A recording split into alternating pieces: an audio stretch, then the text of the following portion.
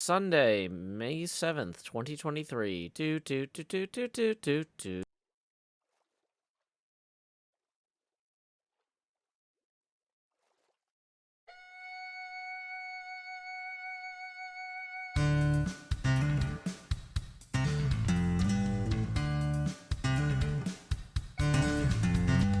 I want a girl who will mine for her diamonds. I want a girl who can sort a chest. I want a girl with shears that cut and swords that burn through zombie flesh. I want a girl who knows world generation, who crafts furrows and times her attack. She's modding her community. She's flying through the air. She's smelting out impurities and feeding her cat. I want a girl with a lectern and a full cauldron.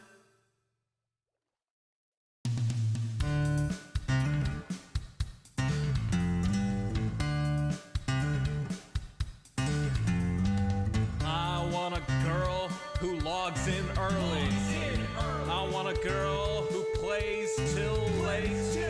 I want a girl with unobstructed creativity who uses a tripwire to ruin your day. With shulker boxes organized and lustrous in a tone that will torch you like desert grass. Who crafts furrows and times her attack. She's smelting out impurities and feeding her cat. I want a girl with a lectern and a full cauldron.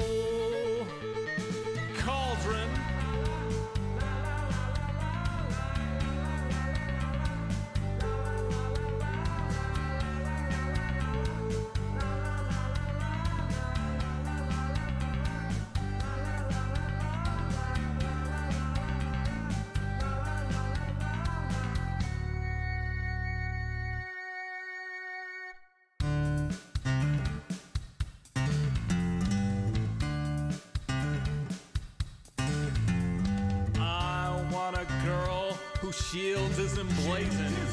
I want a girl with good enchantments. On some server we will meet incidentally. We'll start to talk as we shoot skeletons. She wants a spawn with biome convenience.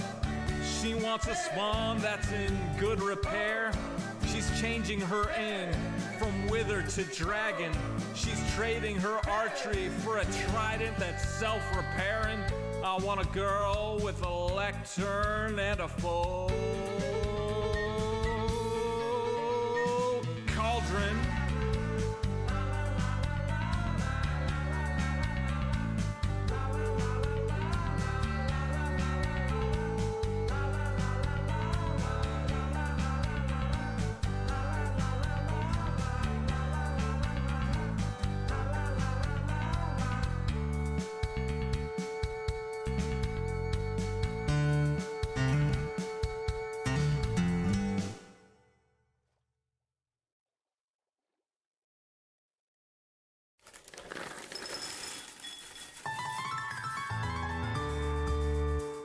The summer is past, but your days keep growing longer. There's no wind in your sails, but the storm's blowing stronger. Walking hard, standing tall, keeping your head up through it all. Fighting fires, spinning plates. Goodness, how did it get so late?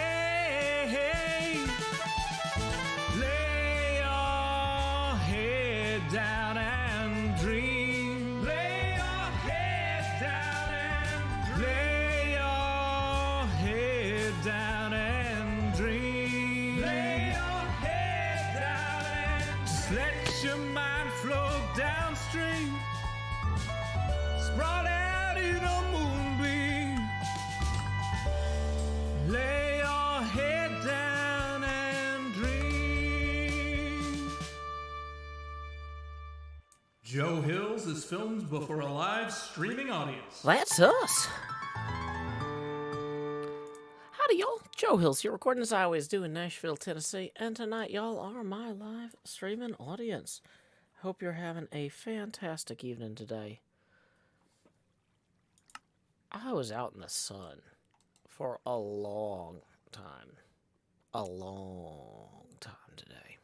I went to, at the behest of my child, a wrestling match / punk show. Which is fine. That's the sort of thing you want your kid to invite you to. But it was outside in the hot, hot sun. And it has been a whole day already. So, let's see. What do I need to say so I can take down the setting up stream sign? Okay. Tips are welcome via paypal.me/Joe Hills and YouTube Super Chat. We are currently 0 on the abacus. We need to get to 20 to get to our first tipping expansion milestone. I'll show you how that works when we get there. If you were here for the show yesterday, I don't think this one's going to be as good. I was out in the sun for so long, and I thought, like, okay, I'll just go take a nap. And I got up from the nap, and I'm like, we'll see how it goes. So anyway, here's another URL from Project Gutenberg. We have more of the birch we need to put in here. Chapter 7 of the second sally of our worthy knight, Don Quixote of La Mancha. At this instant, Don Quixote began shouting out, "Here, here, valiant knights, here is need for you to put forth the might of your strong arms, for they of the court are gaining the mastery in the tourney." Called away by this noise and outcry, they proceeded no farther than the scrutiny of the remaining books, and so it is thought that the Carolia, the Lion of Spain, and the Deeds of the Emperor, written by Don Luis de Avila, went to the fire unseen and unheard, for no doubt they were among those that remained, and, perhaps, if the curate had seen them, they would not have undergone so severe a sentence. When they reached Don Quixote, he was already out of bed, and was still shouting and raving and slashing and cutting all around, as wide awake as if he had never slept. They closed with him and by force got him back to bed, and when he had become a little calm, addressing the curate, he said to him, "Of a truth, Senor Archbishop Turpin, it is a great disgrace for us who call ourselves the 12 Peers, so carelessly to allow the knights of the court to gain the victory in this tourney, we, the adventurers, having carried off the honor on the 3 former days." "Hush, gossip," said the curate. "Please God, the luck may turn, and what is lost today may be won tomorrow. But for the present, let your worship have a care of your health, for it seems to me that you are over-fatigued, if not badly wounded." "Wounded?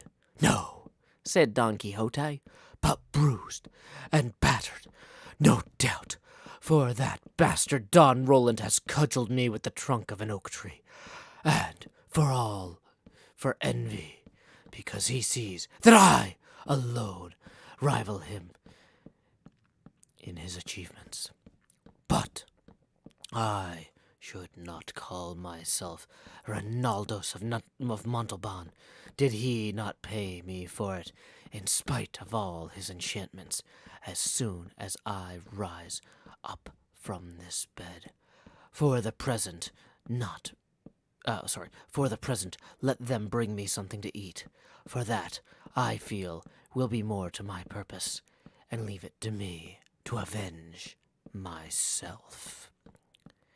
They did as he wished. They gave him something to eat, and once more he fell asleep, leaving them marveling at his madness. That night, the housekeeper burned to ashes all the books that were in the yard and in the whole house, and some must have been consumed that deserved preservation in everlasting archives.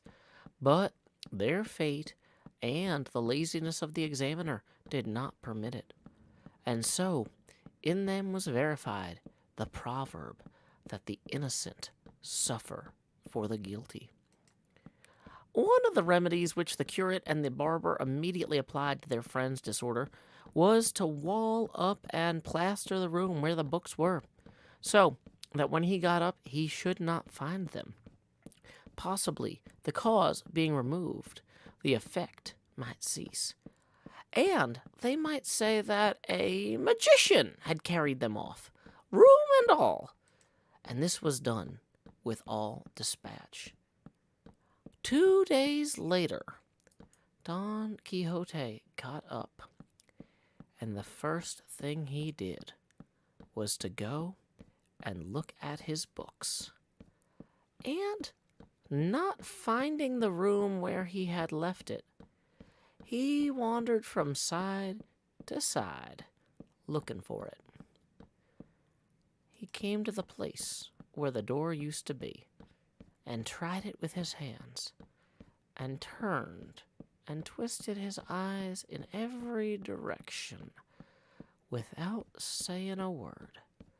But after a good while, he asked his housekeeper, whereabouts was the room that held his books? The housekeeper, who had already been well instructed in what she was to answer, said, What room, or what nothing is it that your worship is looking for? There are neither room nor books in this house now, 'cause the devil has carried them all away. It was not the devil, said the niece, but a magician who came on a cloud one night after the day your worship left this, and, dismounting from a serpent that he rode, he entered the room, and what he did there, I know not. But after a little while, he made off, flying through the roof, and left the house full of smoke. And when we went to see what he had done, we saw neither book nor room. But we remember very well, the housekeeper and I, that on leaving, the old villain said in a loud voice that for a private grudge he owed the owner of the books and the room. He had done mischief in that house that would be discovered by and by. He too said that his name was the sage Muniton. He must have said Friston, said Don Quixote. I don't know whether he called himself Friston or Freeton, said the housekeeper. I only know that his name ended with Turn or something. So it does, said Don Quixote, and he is a sage magician, a great enemy of mine, who has a spite against me, because he knows by his arts and lore that in process of time I am to engage in single combat with a knight whom he befriends. Oh, that spider is not here to make my day better. Hold on, we gotta kill this spider before we can use the bed.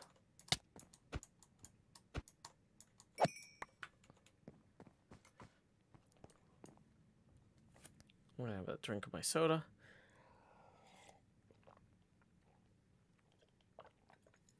I tried to hydrate before my nap, but I feel like I'm still so far behind on hydration after being in the sun all day. Okay. Where was I?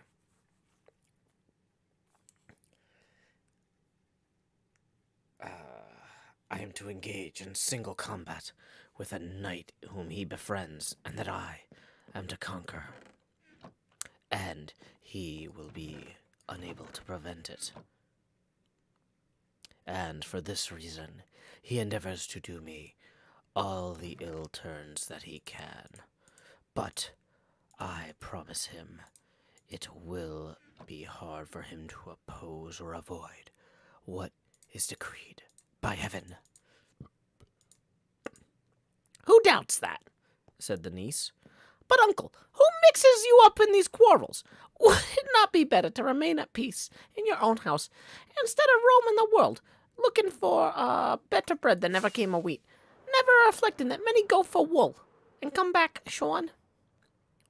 Oh, niece of mine, how much astray art thou in thy reckoning? Ere they shear me, I shall have plucked away and stripped off the beards of all who dare touch only the tip of a hair of mine. The two were unwilling to make any further answer, as they saw that anger was kindling.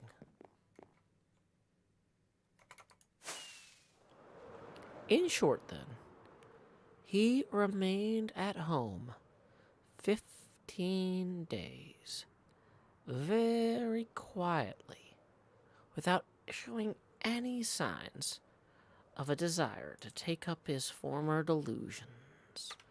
And during that time, he had lively discussions with the two gossips, the curate and the barber, on the point he maintained that knights errant were what the world stood in most need of, and that in him was to be accomplished the revival of knight errantry.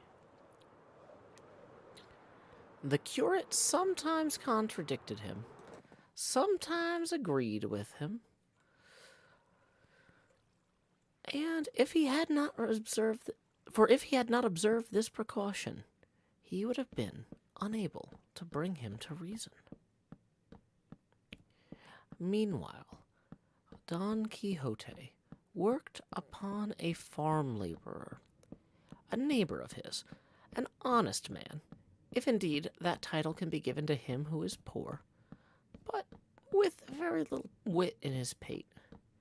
In a word, he so talked him over, and with such persuasions and promises, that the poor clown made up his mind to sally forth with him and serve him as an esquire. Don Quixote, among other things, told him he ought to be ready to go with him gladly, because any moment an adventure might occur that might win an island in the twinkling of an eye, and leave him the governor of it. On these and the like promises, Sancho Panza, for so the laborer was called, left wife and children, and engaged himself as esquire to his neighbor. Don Quixote next set about getting some money, selling one thing and pawning another, and making a bad bargain in every case. He got together a fair sum. He provided himself with a buckler, which he begged as a loan from a friend, and, restoring his battered helmet as best he could, he warned his squire, Sancho, of the day and hour he meant to set out, that he might provide himself with what he thought most needful. Above all, he charged him to take alforjas with him. The other said he would not, and that he meant to take also a very good ass he had, as he was not much given to going on foot. About the ass, Don Quixote hesitated a little, trying whether he could call to mind any knight-errant taking with him an esquire mounted on an ass-back. But no such instance occurred to his memory. For all that, however, he determined to take him, intending to furnish him with a more honorable mount when a chance presented itself, by appropriating the horse of the first discourteous knight he encountered. Himself he provided with shirts and such other things as he could, according to the advice his host had given him, all which being done, without taking leave, Sancho Panza of his wife and children, or Don Quixote of his housekeeper and niece, they sallied forth, unseen by anybody, from the village one night, and made such good way in the course of it that by daylight they held themselves safe from discovery, even should search be made for them. Sancho rode on his ass like a patriarch, with his alforjas and bota, and longing to see himself soon governor of the island his master had promised him. Don Quixote decided upon taking the same route and road he had taken on his first journey, that over the Campo de Montiel, which he traveled with less discomfort than on the last occasion, for, as it was early morning, and the rays of the sun fell on him obliquely, the heat did not distress them. And now, said Sancho Panza to his master. Okay, so we don't have a voice yet for Sancho Panza. But we are on, people are just rolling in and asking what we're reading. We are on Chapter 7 of Don Quixote. We also just got our first tip of the stream rolling in. It's from Aaron, who says, how do you read and play Minecraft? Seems error-prone. Great question, Aaron. Let's go ahead and get that 5 on the abacus here. I'm down here in slot 9, putting the hot in the hot bar. And I'll give you an answer. I already read and play Minecraft every day when I'm reading the chat and playing Minecraft. Reading something like prose out loud is kind of easier and harder. Because I have to keep going to the inventory screen so I can tab over to the book and scroll down because it's in a separate window. But on the same computer. What I should probably do is have it on a separate computer so I can just have a separate mouse with a scroll wheel that I hit with like my other hand or something. But you'll notice what we're doing right now is we're putting in the second part of the plywood that makes up the base of the cabinet. So the plywood on the bottom of the cabinet would come out to be 5, what do you call it, wide? 5 meters, 5 blocks, that sort of thing.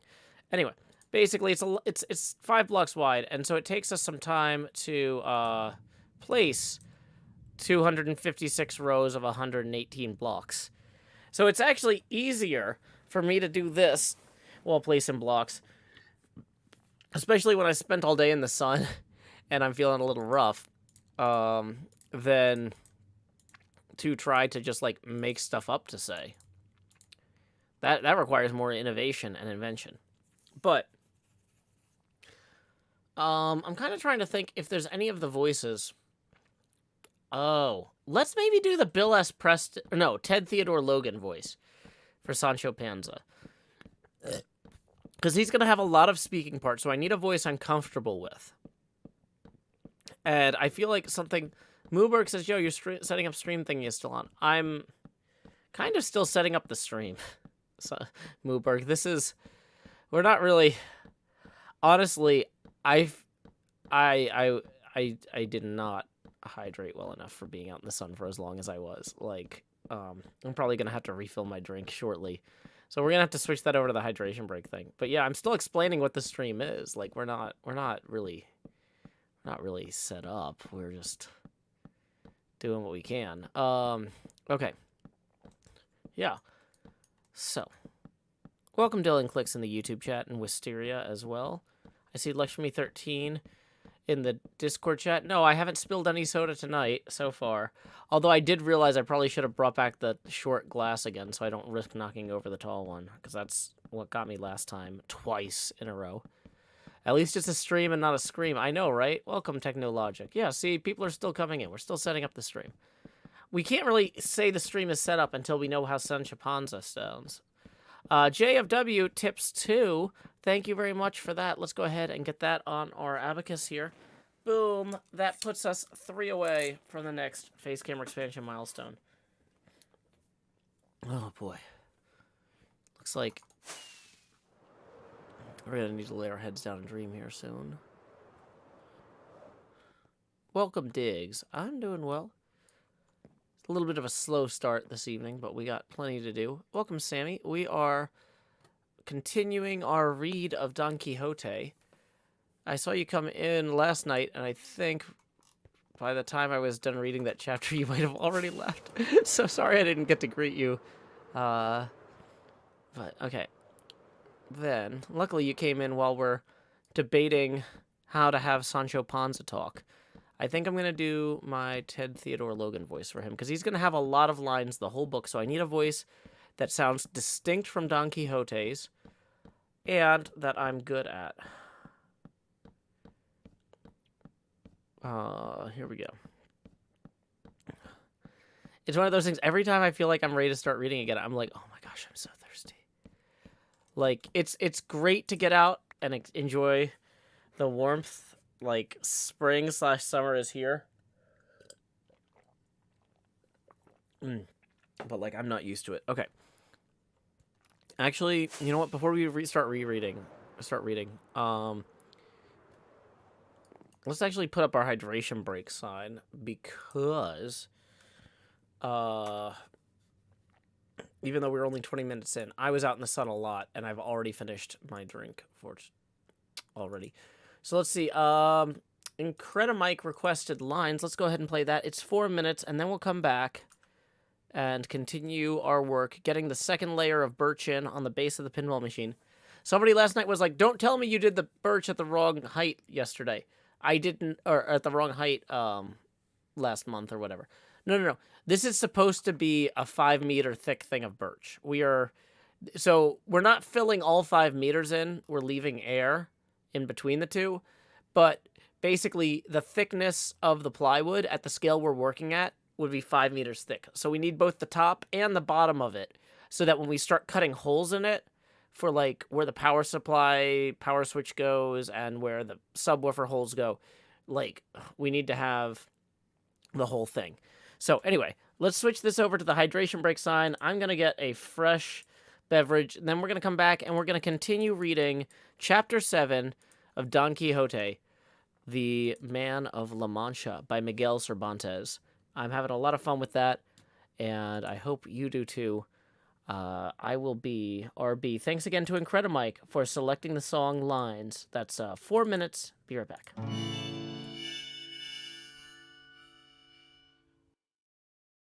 Power line to convey a certain brilliance, a telephone line to carry a voice, a metro line to bring us all downtown.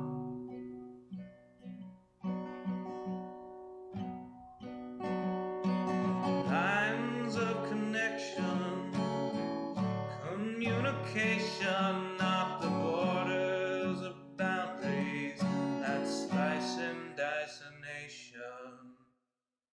Divided by the chalk lines of disreputable history, past failures are laid out as we shrug with absent mystery. Those bodies left behind us while we amble on ahead, fearful of the wrong things from newspapers unread. Before I tell you what to do, or you try to tell me, let's all see what's been done and where we could have been. By knowing what's before us, the path might clear ahead, and focus on new obstacles uncharted by the dead.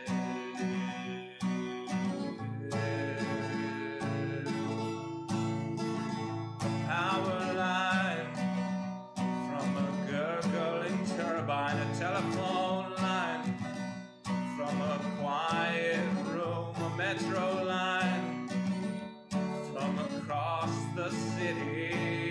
Maybe we'll all raise our glasses soon.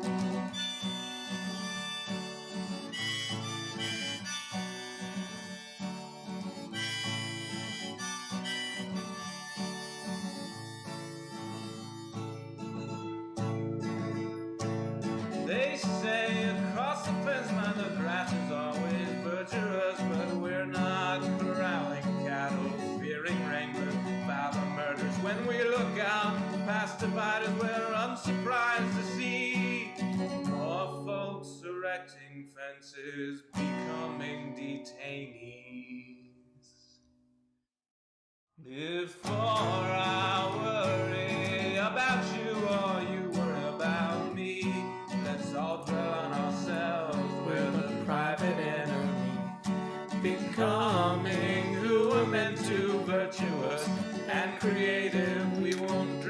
different, the strange or unrelated.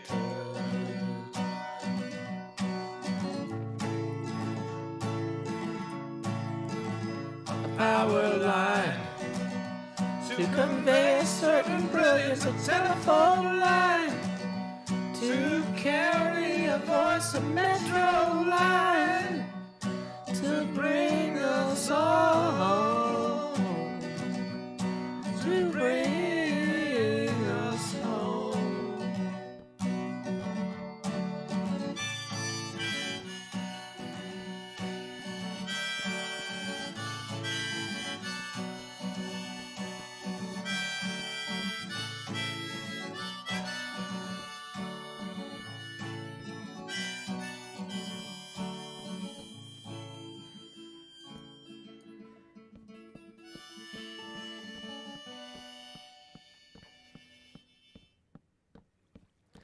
Welcome back, everyone. I'm just down here in slot 9, putting the hot in the hot bar.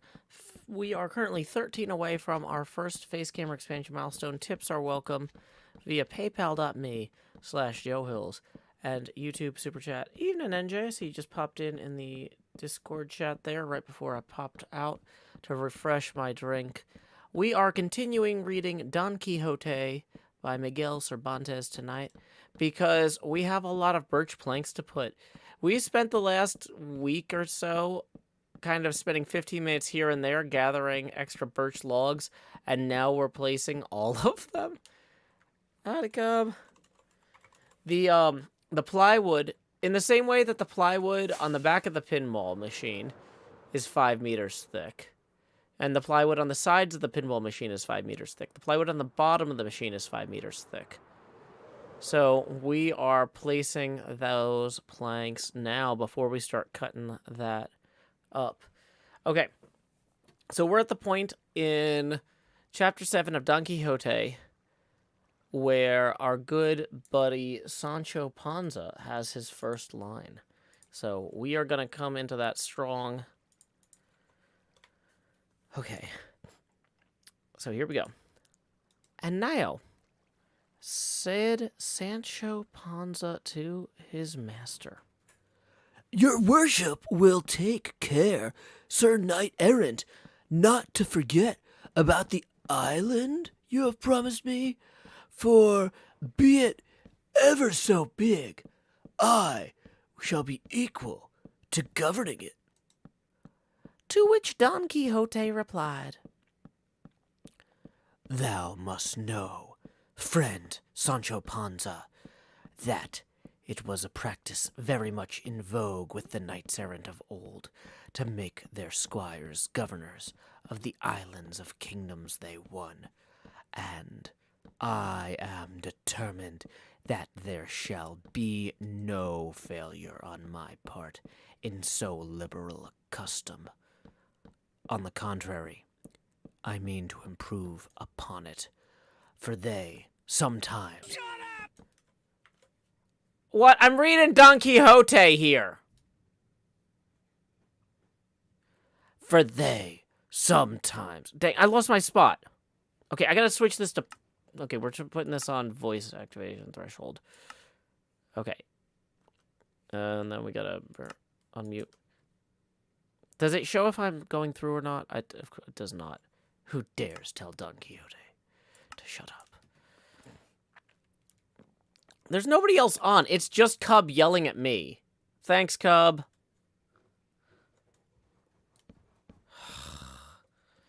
You know, is that within range from Cleo's base? Is that it? Is that it? Is that within range? Because I think Cleo has... No, Cleo has the how dare you talk to me out of turn or whatever. Okay. Well, whatever. Where were we? Oh,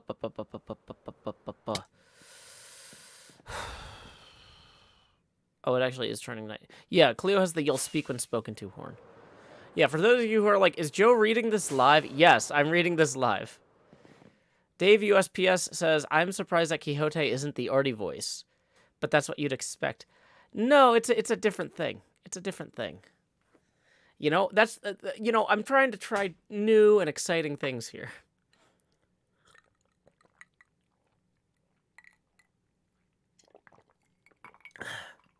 Oh my gosh, I've almost... Man, it's this one too. Okay.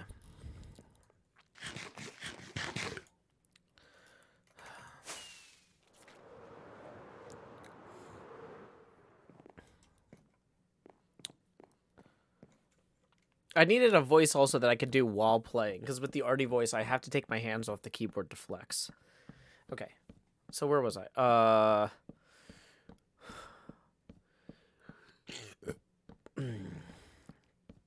I mean to improve upon it, for they sometimes, and perhaps most frequently,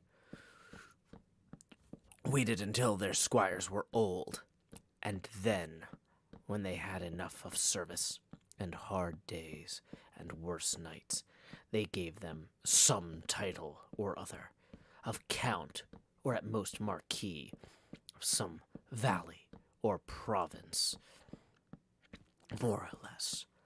But if thou livest, and I live, it may well be that before 6 days are over, I may have won some kingdom that has others dependent on it, which will be just the thing to enable thee to be crowned king of one of them. Nor needst thou count this wonderful, for things and chances fall to the lot of such knights in ways so unexampled and unexpected that I might easily give thee even more than I promise thee. In that case, if I should become a king by one of those miracles your worship speaks of, even Juana Gutierrez, my old woman, would come to be queen, and my children infantes. Well, who doubts it? Said Don Quixote. I doubt it, replied Sancho Panza, because, for my part, I am persuaded that though God should shower down kingdoms upon earth, not one of them would fit the head of Marie Gutierrez. Let me tell you, Signor, she is not worth 2 maravedis for a queen. Countess will fit her better, and that only with God's help. Leave it to God, Sancho, returned Don Quixote, for he will give her what suits her best. But do not undervalue thyself so much as to come to be content with anything less than being governor of a province. I will not, Signor, answered Sancho, specially as I have a man of such quality for a master in your worship, who will know how to give me all that will be suitable for me, and that I can bear. And that concludes chapter 7. That was faster than I thought. I need to blow my nose real quick. Sorry. Okay. At least wipe it. Okay. Sorry. Allergies. Whew. It's like I'm like dehydrated and dripping. Not a good mix. Okay. Out in the sun way too long today. There was not as much shade as I was hoping. Okay. So here we go. Chapter 8 is the next chapter. In most books, chapter 8 follows chapter 7. Unless you're... Somebody says, Mooberg says, whoa, we sped through this one. The chapters in this are like a quarter of the length of Dracula to a fifth. They are way faster than Dracula. We read 6 chapters of this last night, and we've already read 1 tonight. And we've also had a hydration break. And so, yeah. Just as a... I posted... Hey, bad. No slimy. No slimy. Okay. Where was I? Okay. Just as a quick reminder, we are 13 away from the next phase camera expansion milestone. Tips are welcome via paypal.me/JoeHills and YouTube Super Chat. Chapter 8. of the good fortune which the valiant Don Quixote had in the terrible and undreamt of adventure of the windmills, with other occurrences worthy to be fitly recorded. So if y'all only know that Don Quixote tilted at windmills, if that's literally all you know about Don Quixote and you've never read the text, then you're in for a treat, because that's the chapter. Based on the title, it sounds like that's the chapter we're on. I was gonna say, I saw somebody on Twitter earlier or today responding to me that they didn't know that Don Quixote was a book. They thought it was only the name of a K-pop song. Yeah, Don Quixote was the first novel ever written back in the 1600s. If you're familiar with the concept of a novel, this one was the novel one. It's a classic of literature writ large, and Spanish literature in particular. So, we are, going to be reading the English translation tonight. I tried reading the Spanish original last night, and I did not do as good a job as I would have liked. Luckily, the folks there who spoke Spanish were just like, Joe, you tried, but please no. Like, it's like, I was not trying to make fun of them. I was like, this is literally the best reading in Spanish I can do. I'll come back after I practice. I have not had time to practice. So, the Nope Queen says, I thought India invented novels. I don't think so, because the modern novel didn't predate the printing press. Like, India had a lot of early stories. Like, there's some early science fiction stories that predate Frankenstein that they had all sorts of epics. I'm not trying to say like India didn't have awesome literature, because it did, but I don't know that any of those stories meet the technical classification of being a novel. I'm pretty sure that Don Quixote is literally the first novel. Because Cervantes had been a playwright and done a bunch of other stuff that was, like, more easy to do when printing presses weren't available. And let's see. Now I gotta look this up, because I've been saying this.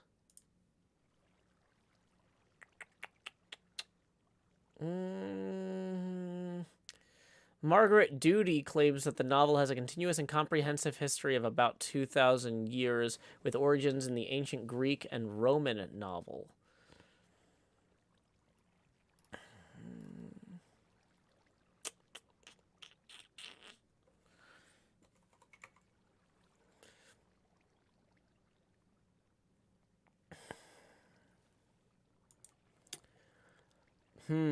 Wikipedia claims that after the invention of the printing press, Miguel Cervantes, author of Don Quixote, was the first significant European novelist of the modern era. Other people claim that the first true novel didn't arise until the 18th century, well after Don Quixote published in 1605. So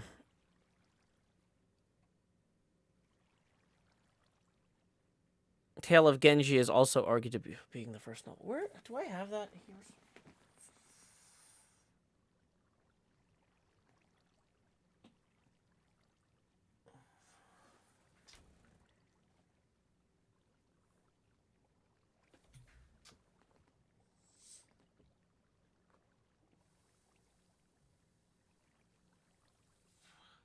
Well, I don't know where my copy of Tale of Genji is. That would be a good one too, actually, now that we're talking about it.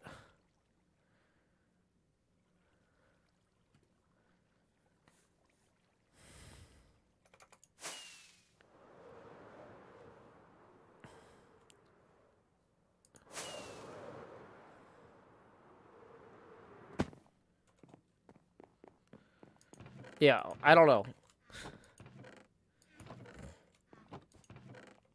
I mean, when I was a kid, they taught us that Don Quixote was the first novel. But they also taught us that, like, electrons orbited the nucleus of an atom. So, I mean, what do you want, you know? So, the answer is, maybe. Some people consider Don Quixote the first novel, is the short answer.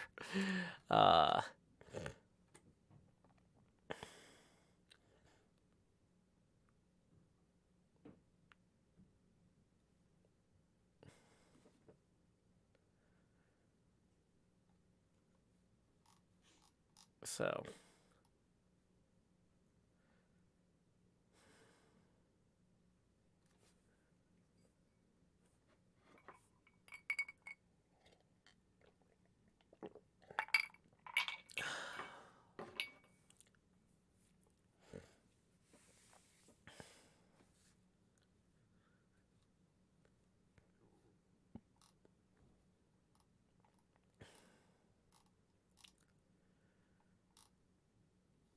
Okay, so regardless, let's go ahead and carry on with our birch placement. We have a lot to do.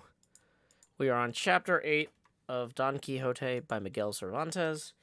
We are $13 away from our first face camera expansion milestone. I'm down here in slot 9, putting the hot in the hot bar. Okay.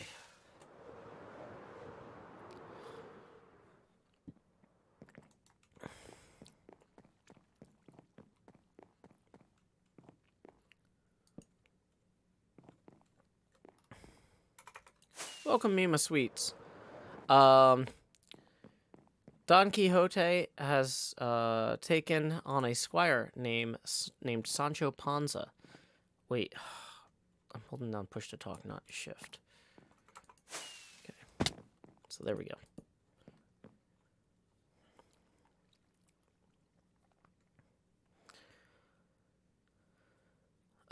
Impexade says, if you could meet anyone in the world, who would it be? Well, I'd really love to see my fiance again. This immigration process is taking forever, and it's really annoying. It's been like a month since I got to go to England. And I don't know when the next time we'll get to hang out is. Chapter 8. Of the good fortune which the valiant Don Quixote had in the terrible and undreamt of adventure of the windmills, with other occurrences worthy to be fitly recorded. Okay. At this point, dang it, they came in sight of 30 or 40 windmills that there are on a plain, and as soon as Don Quixote saw them, he said to his squire, "Fortune is arranging matters for us better than we could have shaped our desires ourselves. For look there, friend Sancho Panza, where 30 or more monstrous giants present themselves, all of whom I mean to engage in battle, and slay, and with whose spoils we shall begin to make our fortunes. For this is religious warfare, and it is God's good service to sweep so evil a breed from the face of the earth." "What giants?" "Those thou seest there, with the long arms, and some have them nearly 2 leagues long." "Look, your worship, what we see there are not giants, but windmills, and what seem to be their arms are the sails that, turned by the wind, make the millstone go."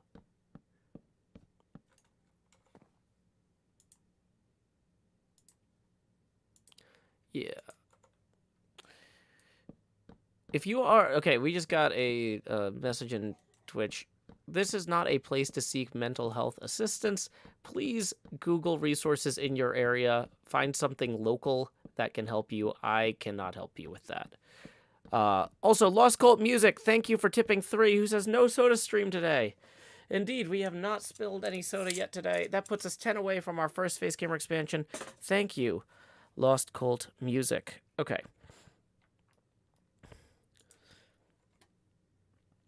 It is easy to see, replied Don Quixote, that thou art not used to this business of adventures. Those are giants, and if thou art afraid, away with thee out of this, and betake thyself to prayer, while I engage them in fierce and unequal combat. So saying, he gave the spur to his steed Rocinante, heedless of the cries his squire Sancho sent after him, warning him that most certainly they were windmills and not giants he was going to attack. He was, however, so positive that they were giants that he neither heard the cries of Sancho nor perceived, near as he was, what they were, but made at them shouting, Fly not, cowards and vile beings, for a single knight attacks you.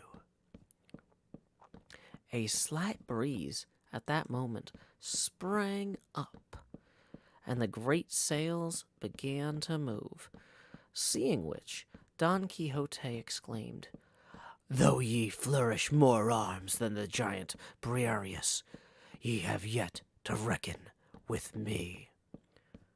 So saying, and commending himself with all his heart to his lady Dulcinea, imploring her to support him in such a peril, with lance in rest and covered by his buckler, he charged at Rocinante's fullest gallop, and fell upon the first mill that stood in front of him.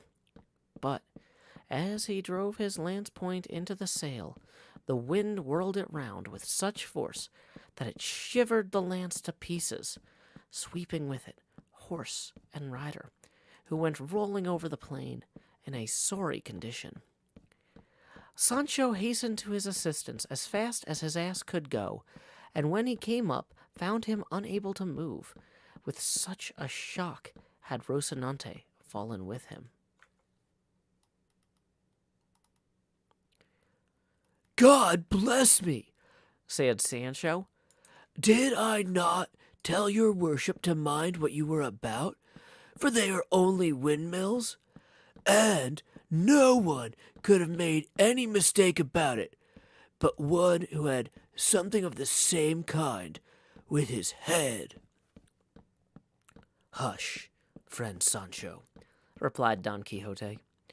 The fortunes of war, more than any other, are liable to frequent fluctuations.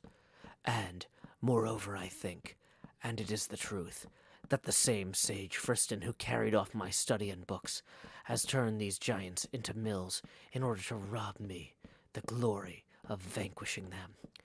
Such is the enmity he bears me, but in the end his wicked arts will avail but little against my good sword. God order it as he may, said Sancho Panza, and, helping him to rise, got him up again on Rocinante, whose shoulder was half out. And then, discussing the late adventure, they followed the road to Puerto La Peace, for there, said Don Quixote, they could not fail to find adventures in abundance and variety, as it was a great thoroughfare. For all that, he was much grieved at the loss of his lance, and, saying so to his squire, he added, I remember having read how a Spanish knight, Diego Perez de Vargas by name, having broken his sword in battle, tore from an oak a ponderous bow or branch, and did with it such things that day, and pounded so many Moors, that he got the surname of Manchuca, and that his descendants from that day were called Vargas y Machuca. I mention this because from the first oak I see, I mean to rend such another branch, large and stout like that, with which I am determined and resolved to do such deeds, that thou mayest deem thyself very fortunate in being found worthy to come and see them, and be an eye-witness of things that will with difficulty be believed. Be that as God will, said Sancho. I believe it as your worship says it, but straighten yourself a little, for you seem to be all on one side, maybe from the shaking of the fall. Be that as God will. Oh, sorry. Ugh. I'm like thrown off by it. We just got an alert coming in. Whoa. We got two things coming in. We got a raid coming in from Wally Spider. Welcome, Wally Spider. We are currently working on our pinball machine here in Minecraft. I'm getting the second layer of birch in for the plywood floor at the moment. It's getting dark, so we need to lay our heads down and dream anyway. Welcome, Raiders. We also got 10 rolling in from Stephanie Hall, who writes, "A little to help you grow." Thank you, Stephanie. That puts us now 20 even away from the next Face Gamer expansion milestone. Tips are welcome via paypal.me/JoeHills and YouTube Super Chat. Okay. So, how much birch do we still have? Probably kind of almost enough, but not enough. So let's go ahead, turn that all into planks. We're going to grab... We started off with 2 double chests full of birch, and we're doing pretty okay at burning through that. We burned through 1 entire double chest already. So... Do I know who gave Mumbo all those diamonds? The stork, obviously. Where do you think diamonds come from?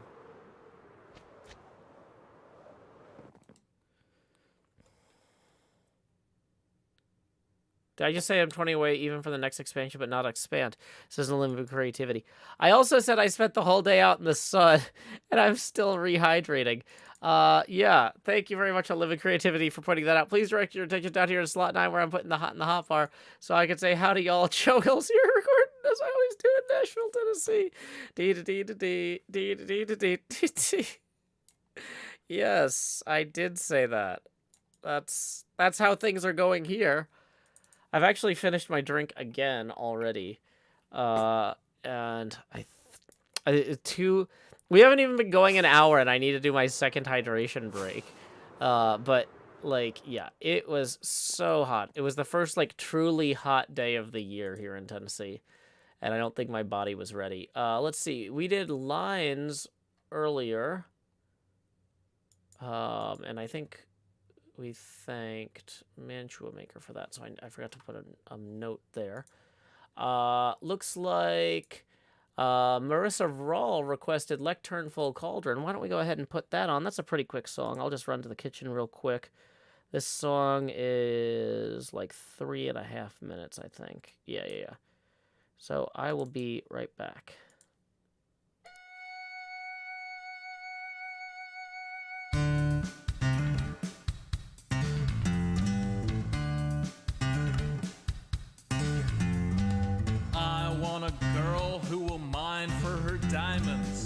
I want a girl who can sort a chest.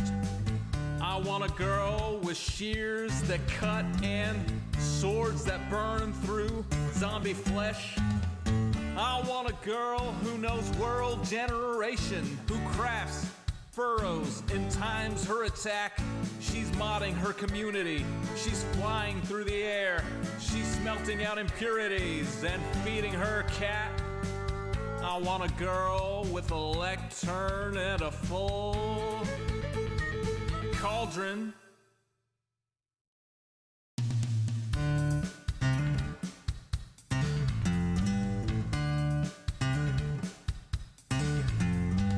I want a girl who logs in early. I want a girl who plays till late. I want a girl with unobstructed creativity who uses a tripwire to ruin your day. With shulker boxes organized and lustrous in a tone that will torch you like desert grass.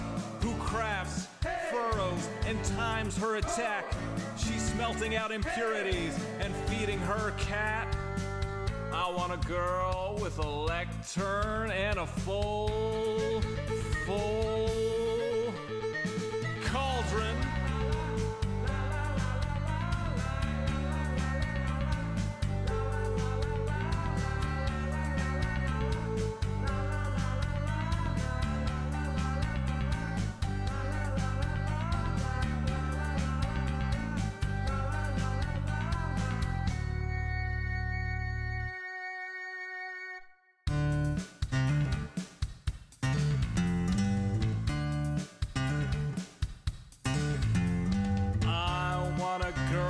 Whose shield is emblazoned. I want a girl with good enchantments. On some server we will meet incidentally. We'll start to talk as we shoot skeletons. She wants a spawn with biome convenience. She wants a spawn that's in good repair. She's changing her aim from wither to dragon. She's trading her archery for a trident that's self-repairing. I want a girl with a lectern and a full cauldron.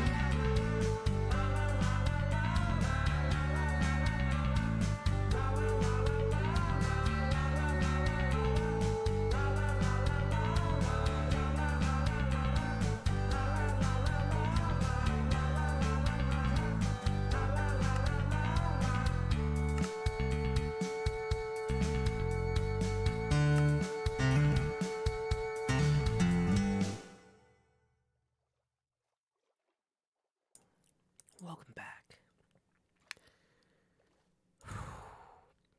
We're gonna time out the person who immediately started screaming.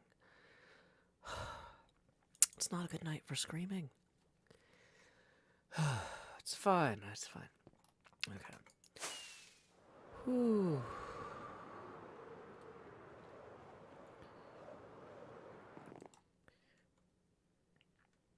Okay.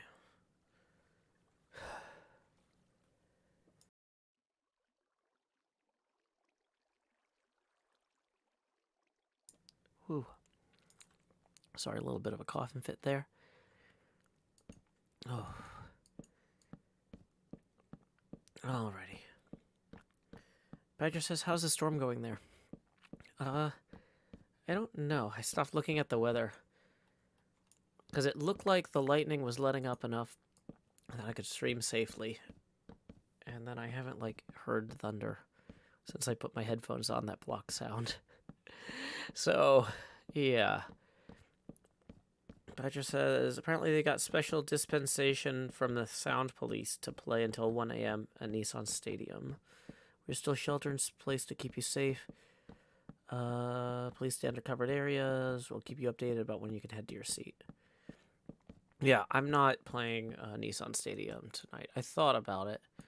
I thought, maybe it would be fun to open for Taylor Swift. Because, I don't think Phoebe Bridgers can do all 3 nights. But then I was like, you know what? No.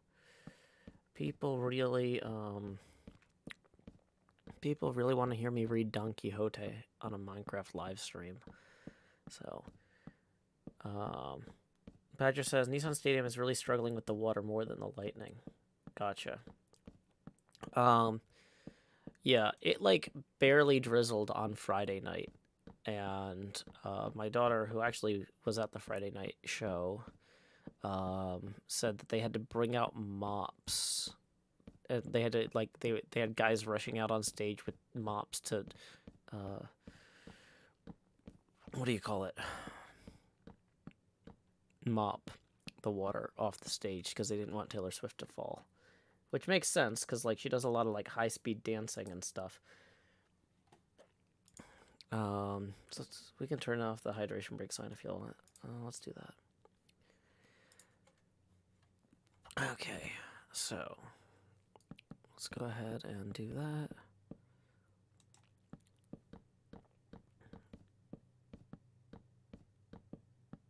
Mooburg and Soul Railroad appreciate me reading Don Quixote instead of opening for Taylor Swift. Well, you gotta go. as much as I hate it, you gotta go where the money is, And I mean, tips are welcome via PayPal.me/Joe Hills and YouTube Super Chat. And I just wouldn't make as much opening for Taylor Swift as I pull here.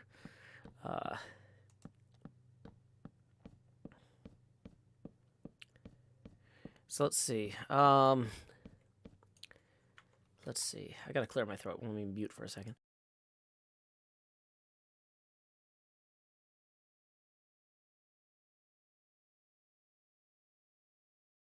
Okay. So, let's see. Sancho Panza pointed out that Don Quixote was kind of leaning to one side while riding. And so we're going to bring it back in with Don Quixote's response. That is the truth. If I make no complaint of the pain, it is because knights errant are not permitted to complain of any wound.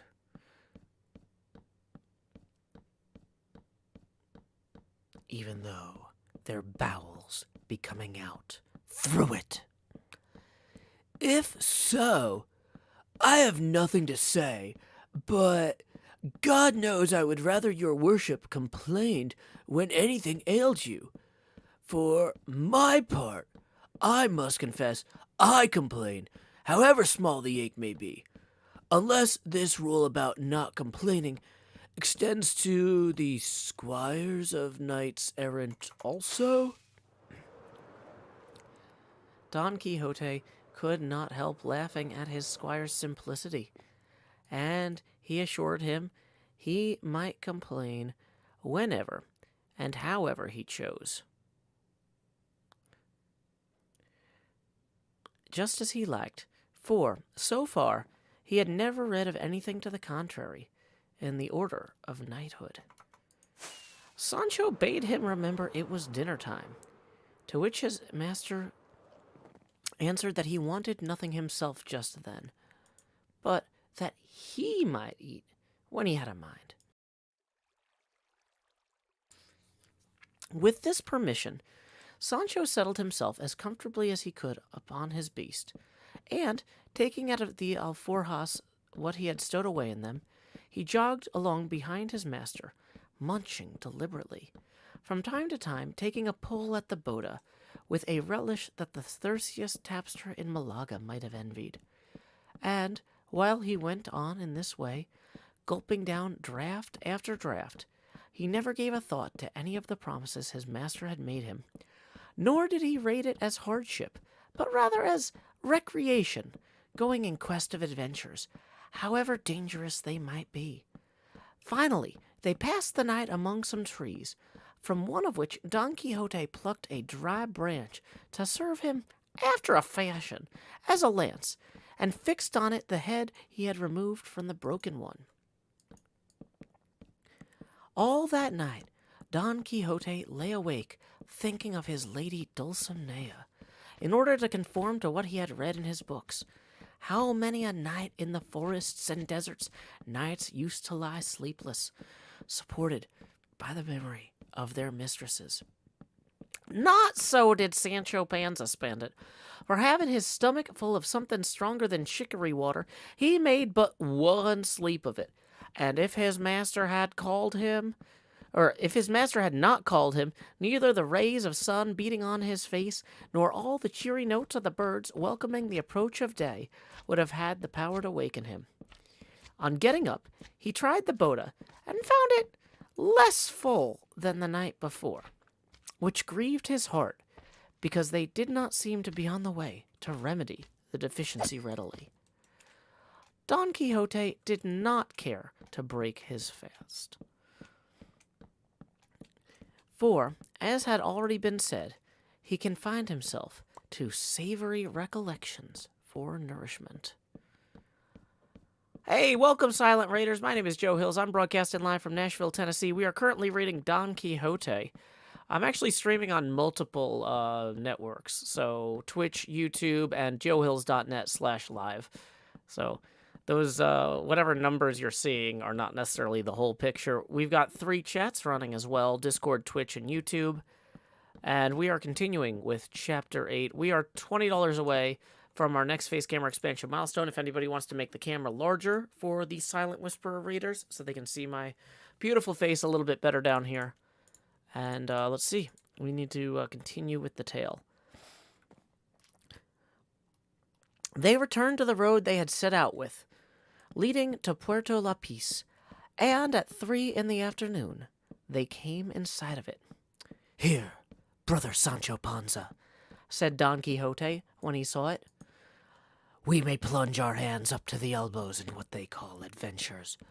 But, observe, even shouldst thou see me in the greatest danger in the world. Oh no, I'm doing this at the wrong tier, wrong level. Hold on. Dang it. I'm actually reading this live while playing, and you might be like, wouldn't that make you more likely to make dumb mistakes? Yes. Okay. There we go. There we go. Okay. Here we go. What was Don Quixote saying?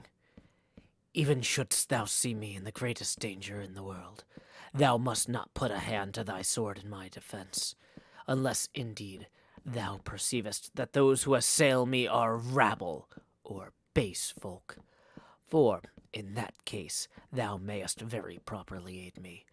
But if they be knights, it is on no account permitted or allowed thee by the laws of knighthood to help me until thou hast been dubbed a knight.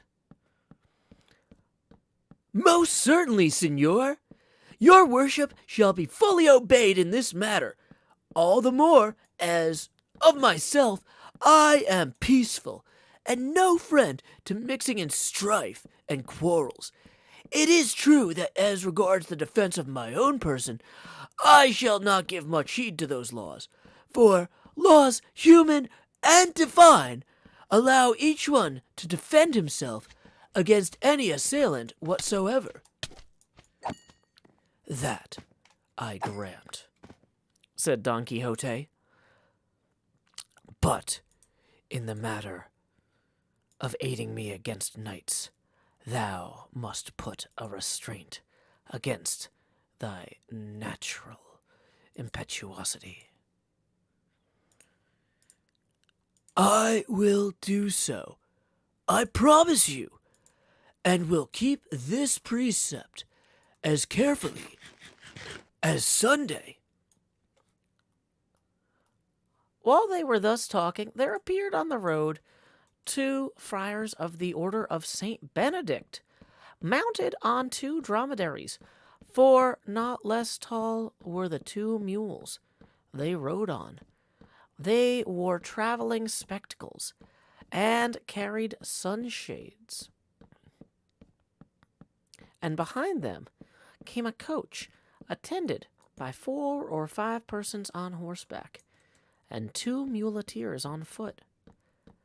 In the coach there was, as afterwards appeared, a Biscay lady on her way to Seville, where her husband was about to take passage for the Indies with an appointment of high honor. The friars, though going the same road, were not in her company. But the moment Don Quixote perceived them, he said to his squire, Either I am mistaken, or this is going to be the most famous adventure that has ever been seen. For those bodies we see there must be, and doubtly are, magicians who are carrying off some stolen princess in that coach, and with all my might I must undo this wrong. This'll be worse than the windmills, said Sancho. Look, senor, those are friars of Saint Benedict, and the coach plainly belongs to some travelers. I tell you to mind well what you are about, and, don't let the devil mislead you. I have told thee already, Sancho, that on the subject of adventures thou knowest little. What I say is the truth, as thou shalt see presently.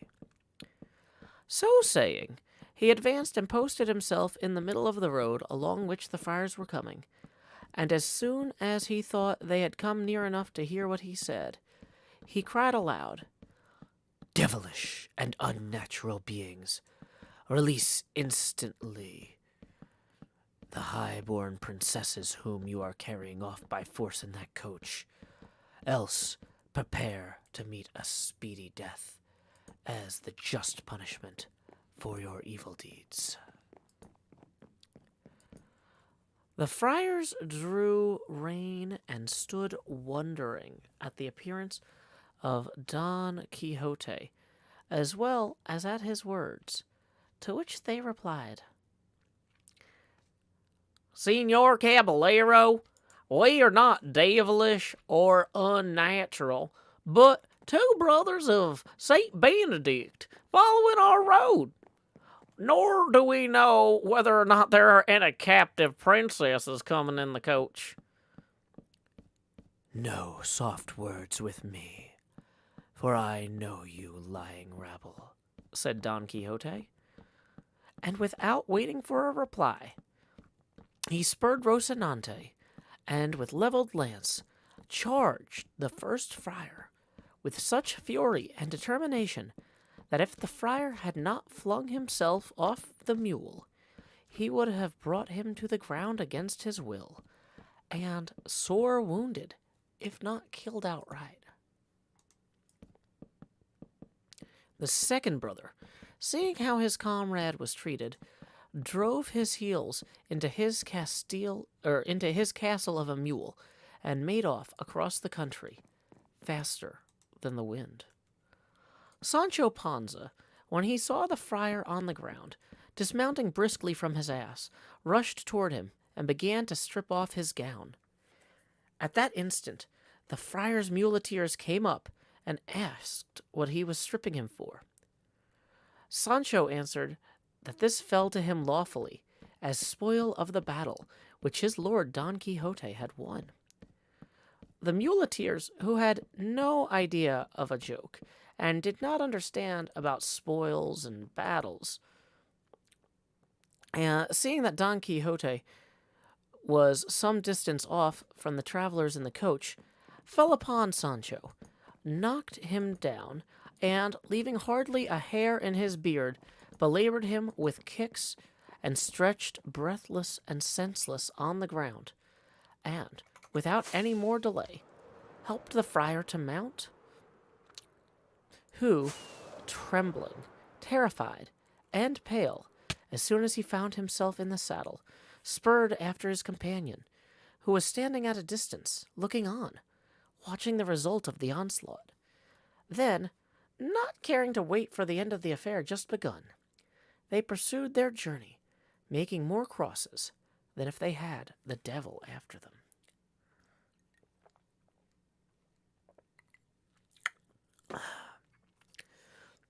Don Quixote was, as had been said, speaking to the lady in the coach. Your beauty, lady mine, may now dispose of your person as may be most in accordance with your pleasure. For the pride of your ravishers lies prostrate on the ground through this strong arm of mine. And, lest you should be pining to know the name of your deliverer, know that I am called Don Quixote of La Mancha, knight-errant and adventurer, and captive to the peerless and beautiful lady Dulcinea del Toboso. And, in return for the service you have received of me, I ask no more than that you shall return to El Toboso, and on my behalf present yourself before that lady, and tell her what I have done to set you free. One of the squires, in attendance upon the coach, a Biscayan, was listening to all Don Quixote was saying, and, perceiving that he would not allow the coach to go on, but was saying it must return at once to El Toboso. He made at him, and, seizing his lance, addressed him in bad Castilian, and worst Biscayan, after this fashion. Begone, caballero, and I'll go with thee. By the God that made me, unless thou quittest coach, slayest thee as art here, a Biscayan. Don Quixote understood him quite well, and answered him very quietly. If thou wert a knight, as thou art none, I should have already chastised thy folly and rashness, miserable creature. To which the Biscayan returned, I know, gentlemen. I swear to God thou liest as I am Christian.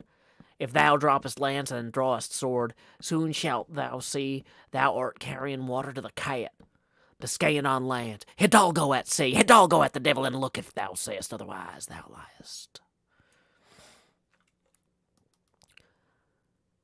You will see presently, said Agraje, replied Don Quixote, and throwing his lance on the ground, he drew his sword, braced his buckler on his arm, and attacked the Biscayan, bent upon taking his life. The Biscayan, when he saw him coming on, though he wished to dismount from his mule, in which, being one of those sorry ones let out for hire, he had no confidence, had no choice but to draw his sword. It was lucky for him, however, that he was near the coach, from which he was able to snatch a cushion that served him for a shield, and they went at one another as if they had been two mortal enemies. The others strove to make peace between them, but could not, for the Biscayan declared in his disjointed phrase that if they did not let him finish his battle, he would kill his mistress and everyone that strove to prevent him. The lady in the coach, amazed and terrified at what she saw, ordered the coachman to draw aside a little, and set herself to watch this severe struggle, in the course of which the Biscayan smote Don Quixote a mighty stroke on the shoulder over the top of his buckler, which, given to one without armor, would have cleft him to the waist. Don Quixote, feeling the weight of this prodigious blow, cried aloud, saying, Oh, lady of my soul, Dulcinea, flower of beauty, come to the aid of this your knight, who, in fulfilling his obligations to your beauty, finds himself in extreme peril. To say this, to lift his sword, to shelter himself well behind his buckler, and to assail the Biscayan, was the work of an instant, determined as he was to venture all upon a single blow. The Biscayan, seeing him come on in this way, was convinced of his courage by his spirited bearing, and resolved to follow his example. So he waited for him, keeping well under cover of his cushion, being unable to execute any sort of maneuver with his mule, dead tired and never meant for this game. Which dead tired and never meant for this kind of game, could not stir a step. On then, as aforesaid, came Don Quixote against the wary Biscayan, with uplifted sword and a firm intention of splitting him in half. While on his sides, the Biscayan waited for him, sword in hand, and under the protection of his cushion, and all present stood trembling, waiting in suspense the result of blows which threatened to fall. And the lady in the coach and the rest of her following were making 1,000 vows and offerings to all the images and shrines of Spain that God might deliver her squire and all of them from this great peril in which they found themselves. But it spoils all that at this point and crisis, the author of the history leaves this battle impending, giving as an excuse that he could find nothing more written about these achievements of Don Quixote than what has already been set forth.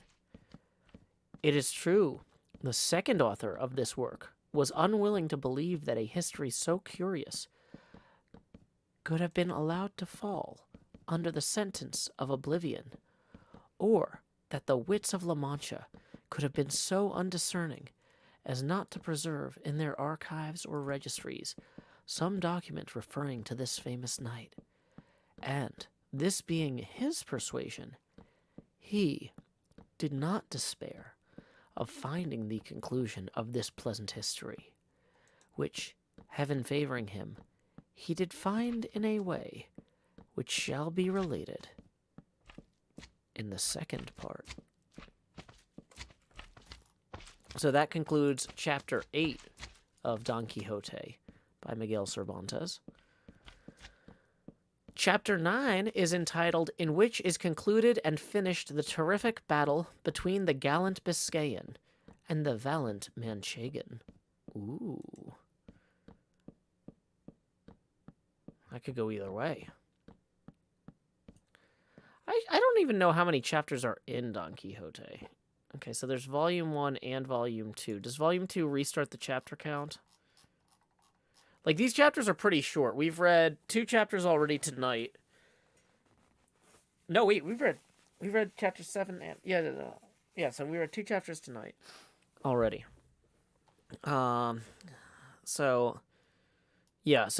Volume 1 has 52 chapters, and Volume 2 has probably about the same. Okay. So, oh boy.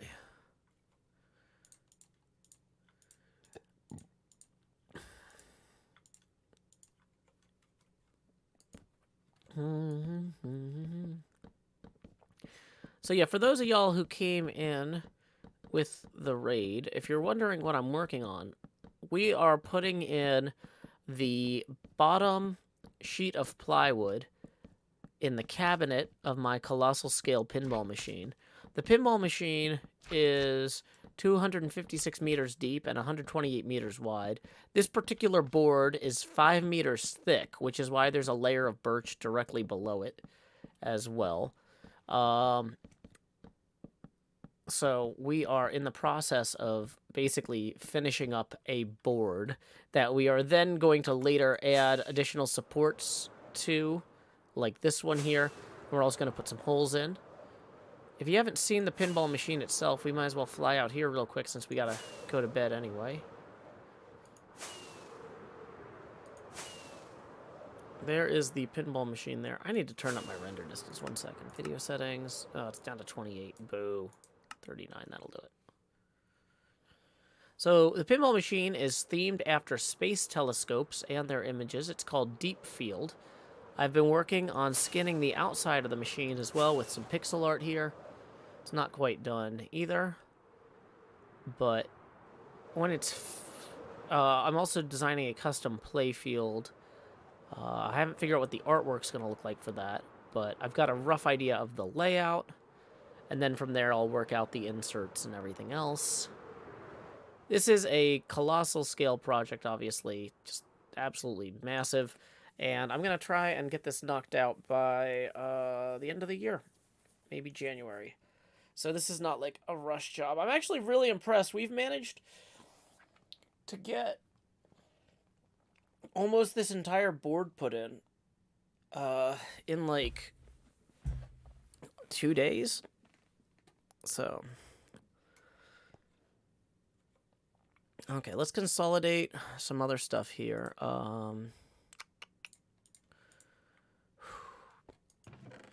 But we started with more than 2 double chests of logs, and we're using a lot of them. Okay, Let's get more rockets too, maybe. Well, you know what? Ooh, actually, you know what we're going to do is we're going to... Let's swap out our elytra here. Okay. Because that was starting to get a little worn down. And I feel like we are ready to go now that those creepers there have despawned. I don't think I'm quite ready to read Chapter 9. Having read 8 chapters of Don Quixote aloud in the last roughly 24 hours. I'm just going to take a break and place some blocks. What I should do is actually... And this is, I did this last time. I actually should put the jumps up here in advance. So that way, like if I put the elevation changes in advance, I don't have to worry about screwing them up while I'm reading.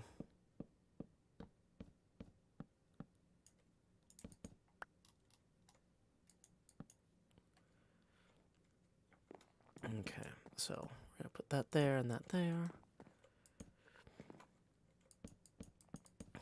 Alrighty. Oh, I didn't put in as many torches here as I thought I had. Apparently I missed some spots. Don't know when that...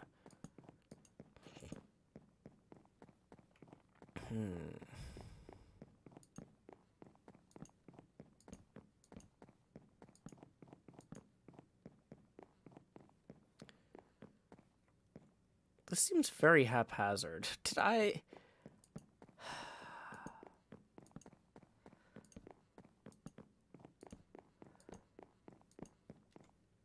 I don't know what I was thinking here. Whatever, it's probably fine. Florence the Machine says the last episode was funny. The bees made me laugh so hard. Thank you.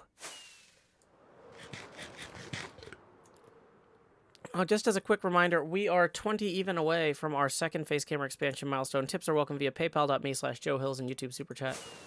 Nope Queen says, how's your rehydration going, Joe? Definitely feeling less dehydrated now. I can... My throat is still, like, just really dry. I thought I rehydrated plenty before I went to bed. I took a nap after being out in the sun for so long before the stream, but it was not enough.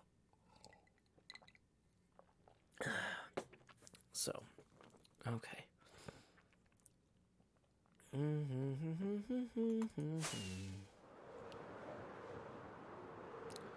Let's go get these torches in first. Yeah, I hope everybody enjoyed the latest episode. There was some stuff in there that wasn't necessary. I think a lot of it was on streams. But a lot of it was recorded at different times of day. So even if you watch the streams at night or in the mornings all the time, you wouldn't have necessarily seen everything. It's really cool inside the plywood here.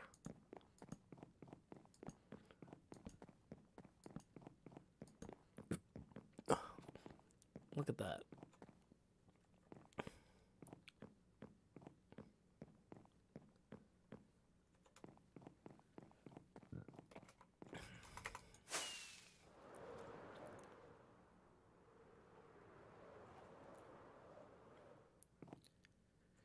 I didn't get sunburned, but it was just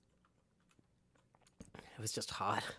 It was the first, like, truly hot day of the year, and I was not, like, my body just hasn't adapted yet, or I haven't reacclimated for the summer yet. Welcome, Donkus. Glad you could join us. I am having a great day. And I say, hey, hey, what a wonderful kind of day, where you can learn to work and play and get along with each other.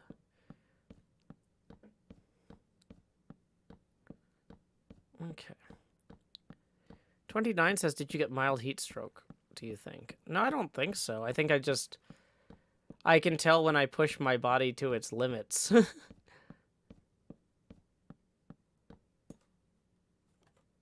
Okay, we're going to actually want to go and do the same elevation thing over here. Oh, that was faster. Hold on. Why? Was that because I was pushing forward into the wall, though? Can I do that when I'm not pushing forward into the wall? Not consistently.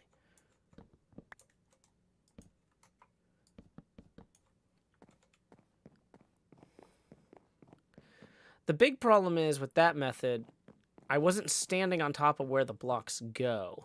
So it was possible to place the blocks in such a way that they get double stacked. That's, yeah.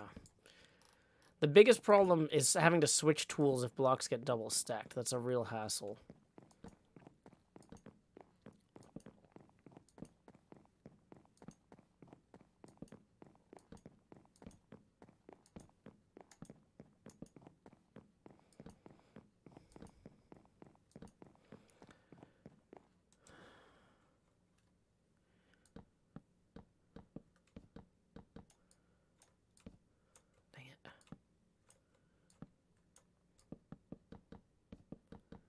That seems like it's almost a...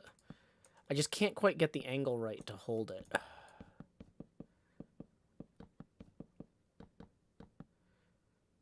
Yeah.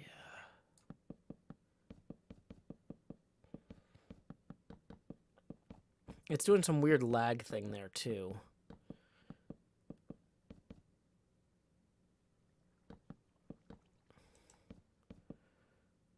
Yeah.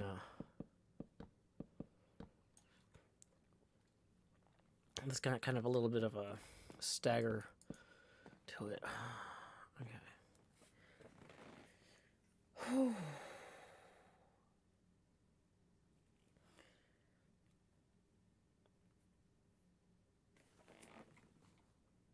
We're so close to being done with this. Like, I really was worried that all this was going to take me, like, a week. And we're knocking it out in 2 nights. This is great progress. I didn't even want to tell y'all that we had to do this because I was worried some people were going to check out. People would just be like, Joe, I'm not going to watch you put a second layer of birch in there. But then I was like, you know what? I'm just going to own it. And I'm going to start reading Don Quixote and everybody can leave who wants to leave.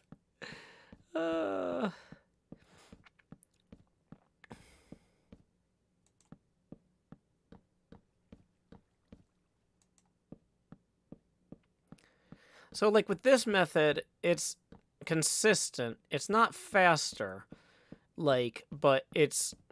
I can do this while I'm reading and not have to worry about switching tools and stuff. Whoops. There, because that's why I didn't have the backing. Oh, yeah, okay. Okay, I'm remembering now why I didn't do that. Because it does that. Okay.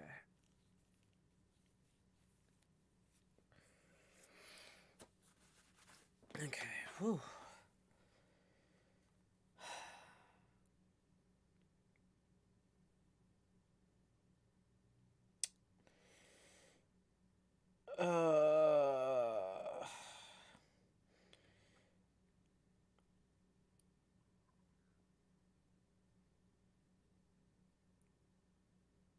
Oh, that reminds me. I've got to shred a bunch of mail.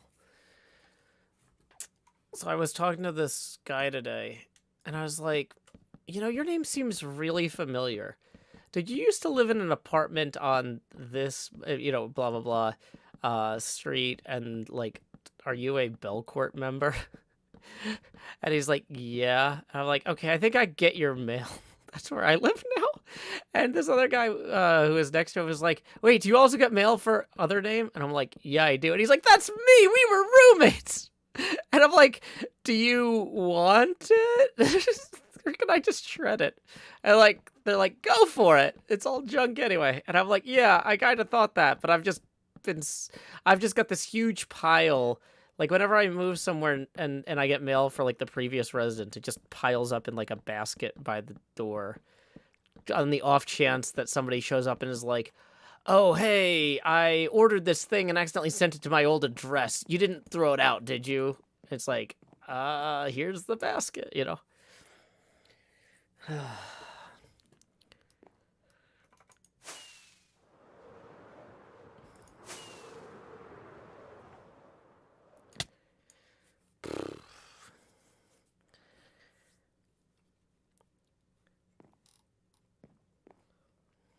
Okay, so...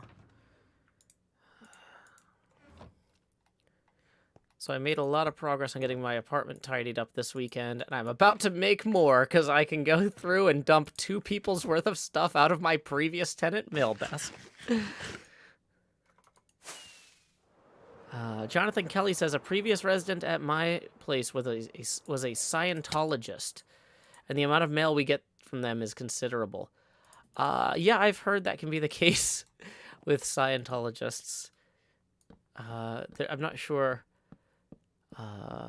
if Badger is still here, but I have heard quite a few stories about Scientologist mail from other building residents or previous tenants going Badger's way. But yeah, apparently they send a lot of mail, it turns out.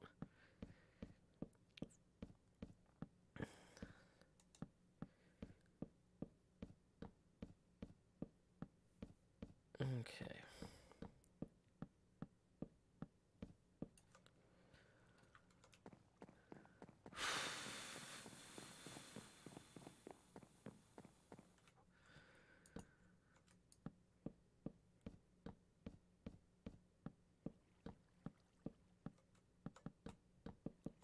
Dang it. I'm trying, like, there's just not a good way to do this consistently without risking hitting the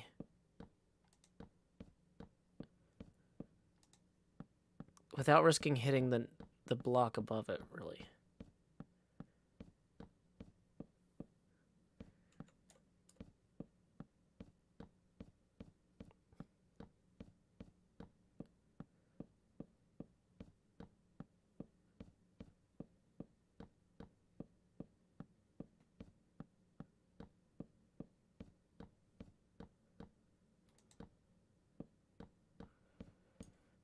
Okay. Oh, torches. We need to go grab more of those.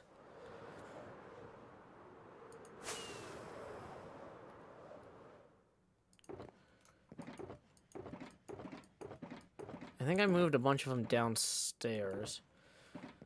I don't want to go all the way down there if I don't have to. But we have used a ton of them up here. We can make more, but it seems wasteful. We have a lot of sticks, though. And we do have... Are these 55 blocks of coal? No, those are 55 Enderman heads. Okay.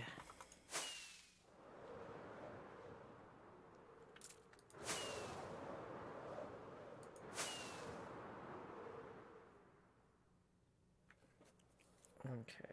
Jevin joined the game. Let's greet Jevin. Howdy, Jev. Do you have sufficient reach to place the blocks from a previous layer? That way you could line yourself up precisely facing forward with F3 and then strafe. I don't, and also a lot of slimes spawn down there, so it would actually be harder in a lot of ways. Okay, here's some of the torches. 15 coal. I mean, we have enough coal here. We could make more torches. But I think this 80 should be enough. Maybe. I say that now dubiously as I'm looking at it.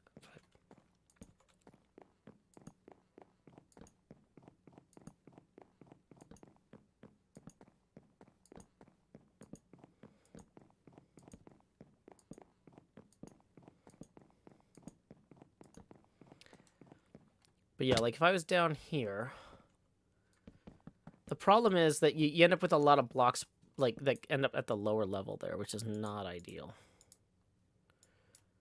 So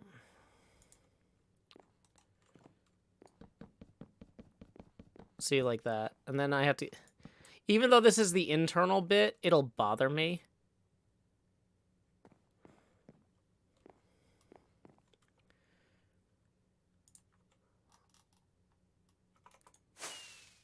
General MacArthur says, what's it like being on a big server like this? I don't really know, because it wasn't like a big server when I joined. I had literally never heard of it. I was invited to join HermitCraft 5 weeks into HermitCraft, and I was like, What is that? Sounds kind of like a scam. I'm not going to sign away any of my IP. I'll give it a try, I guess. So, like, I don't know. It feels like playing on HermitCraft. Like, I feel like it's probably a lot different for people who, like, wanted to join HermitCraft. Like, if you heard of it before you joined, you might feel differently about it. But, I don't know.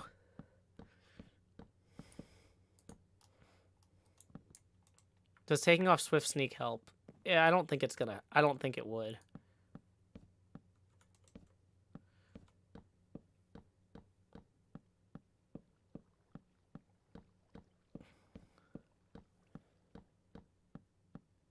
Bum, bum, bum, bum, bum, bum, bum, bum.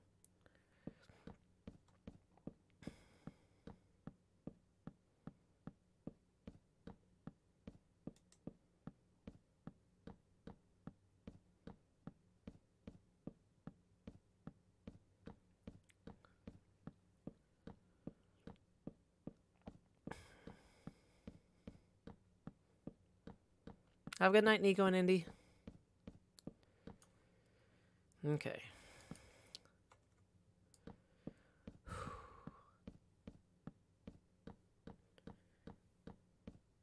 Is it still raining? It's getting really warm in the studio because it was hot today. And I want to open the window, but if it's raining, I don't want rain blowing in.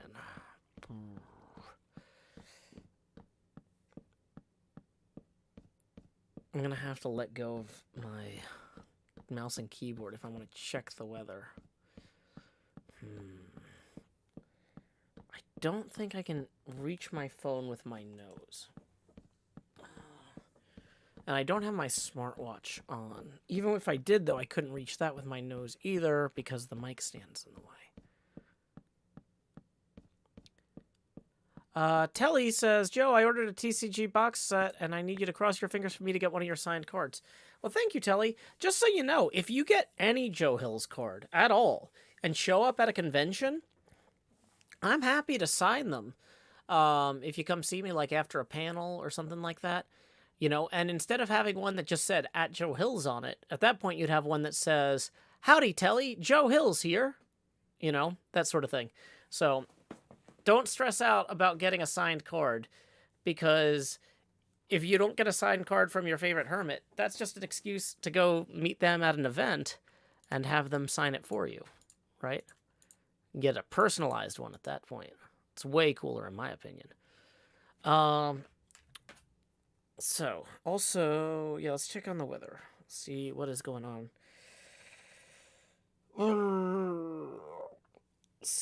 Is it safe to open the window? Is the short version. Search for Nash severe weather. Because if it's about to, like, immediately start gusting rain in, as soon, like, in 3 minutes.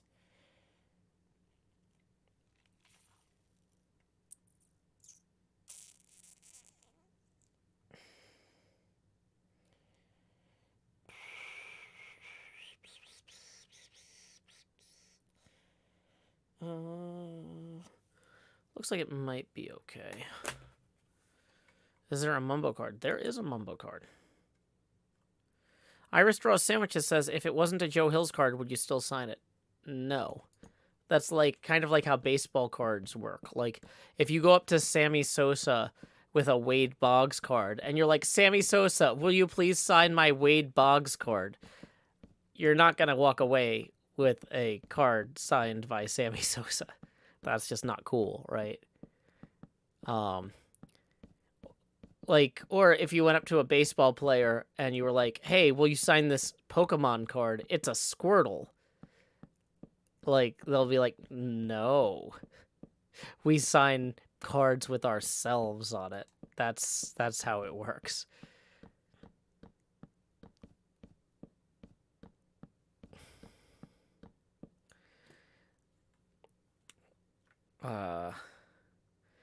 Would you consider signing a non-hermit card like a clock or something? That just feels wrong. Like, I feel like that is it goes against like the spirit of like what signing cards is. Okay, I think I got a good rhythm here. Hold on. No, I almost had it.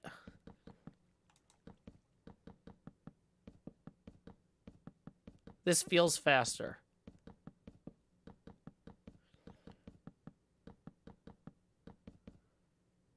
Almost had it.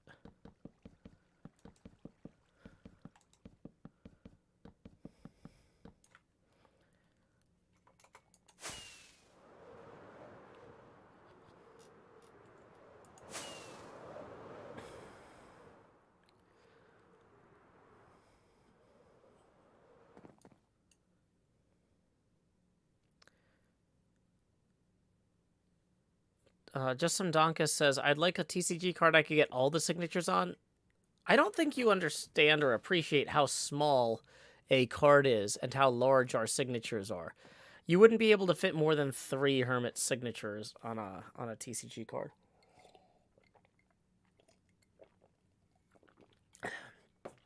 Especially if like any of them like wrote a message. Like if I wrote, "Howdy, Just Joe Hill's here," that would take up like the whole card. That would be it. You wouldn't also have room for Cleo to write class dismissed on it or whatever.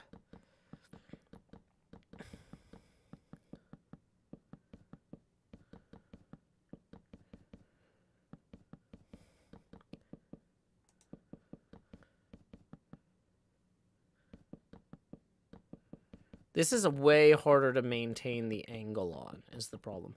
I couldn't do this while reading, because if I look away for a second, I'm in the wrong place. Yeah, oh, there we go, like that. Excuse me.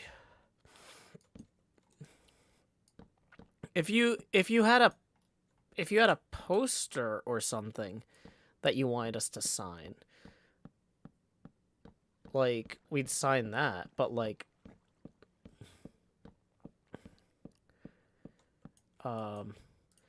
usually people only sign things with them on it.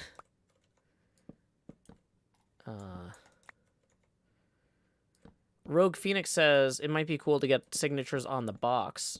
Yeah, that kind of like getting your TCG mat signed might make sense. Although, oh gosh, I can't get the angle right. Like this is way harder. It's way faster, but it's way more challenging. You'll need to watch Beef's latest episode, says Stephanie Hall. Why is that?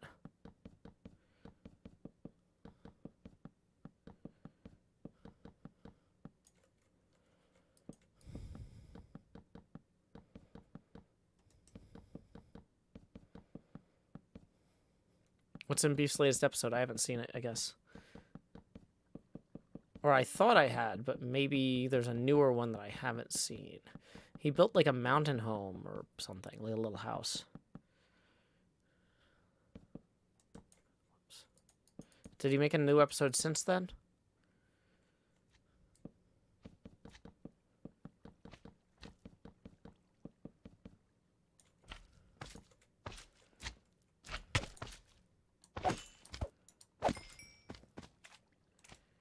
Oh, he lists which hermits are signing cards. Gotcha. Yeah, then y'all go check out Beef's latest episode. Let me see if I can pull up a link to that. YouTube.com. I'm gonna search for Vintage Beef. Oh, yeah, he does have a new episode came out. Oh, it came out while I was outdoors. That's why I didn't see it. Thank you, Stephanie Hall, for letting me know.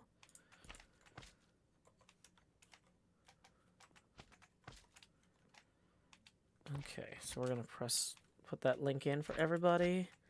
Appreciate the heads up, Stephanie Hall. Beef worked so hard on this game. I'm excited to see how that's going.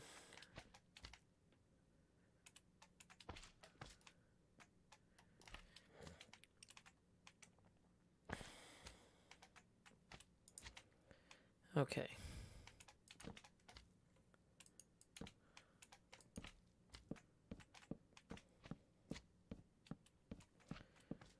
So we're going to take the planks and go this way.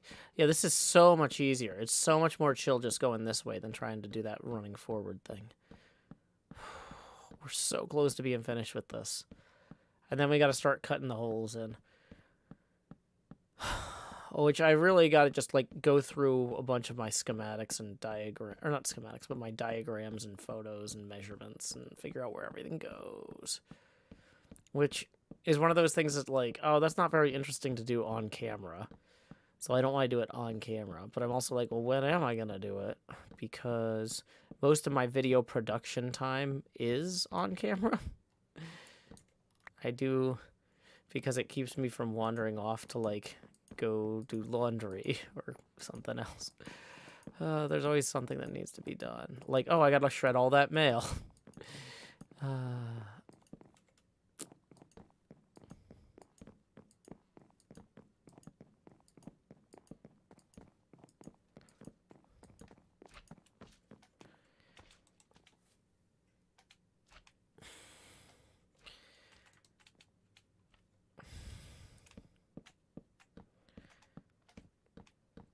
Cha-Cha says, how many holes in the plywood are we expecting to have cut? Oh, a lot. Do I know how many cards Beef is sending me to sign? It'll depend on a bunch of variables that are currently not known. So, some hermits are busier than me and can only sign a smaller number of cards than I can. Whereas so it's going to depend to some degree on how many signed cards Beef wants to have in the packs total. And then it depends on how many hermits say, I only have time to sign 50, or I have repetitive stress injuries and I'm only going to be able to do 25. Whereas some of the hermits are like, I could do 1,000 or 2,000. And I'm in the, Beef, tell me how many you need. And I will sign that many thousand. Because I can just sit here on stream and just be like, okay, we're going to read, Don Quixote while I sign 1,000 cards. Next problem. So I don't know how many I'm going to sign. I don't know how many other hermits are going to sign. Because, like, we want to do enough that folks have a good chance at getting one, but we don't know, like, if we, depending on how many boxes we sell, like, I forget what the math Beef gave was here. Let me see if I can pull this up. Beef had some math in here that I can look at real quick. That sounded plausible to me. Which channel was this in? Is it in general? No. I feel like we had a TCG chat, but I don't see this anywhere. Oh, because it was compressed. Okay. So,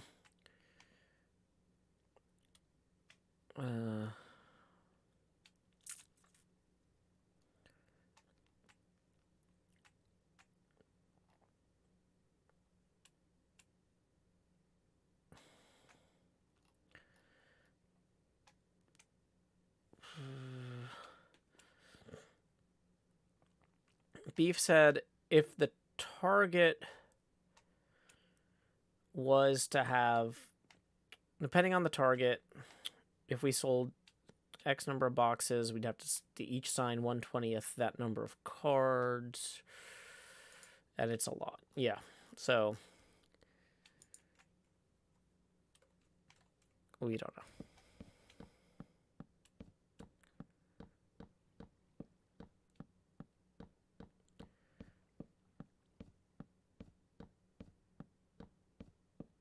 So there's going to be some Hermit's cards that are going to be more or less common, partially depending on how well they take care of their wrists, is kind of...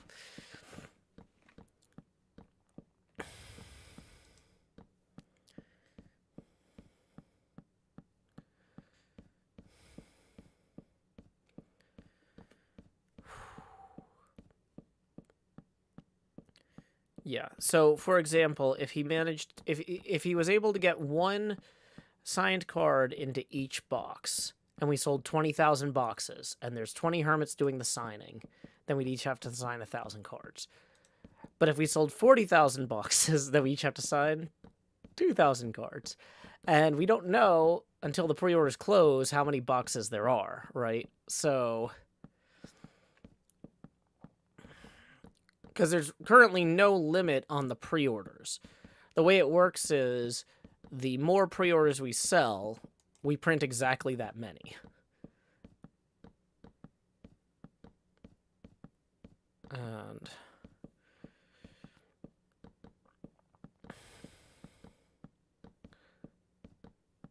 Tendroid 10 says, "Did you think TCG would take off like it has?" Yes. Absolutely. Like, that my biggest concern with the TCG was that if Beef launched it at a time that it was inconvenient for the hermits to play, it would be a challenge to find other people to play with. I was like, this is an amazing game. This is brilliantly executed. A ton of work went into it. And there's like the only thing that could really tank it would be something like basically like, oh, there's just an awkward point in the season where like, oh no, we're going to another server and we're not around to play the TCG or something. Like if the TCG launched right before the Empires thing, the Empires crossover, that could have hurt it. But Beef wasn't ready anyway. But like it would take something stupid getting in the way of the Hermits playing to stop it from taking off. Do I have a rough estimate of the current pre-orders? I have a precise number of the pre-orders from Thursday. So that means I have no idea what the current pre-orders are.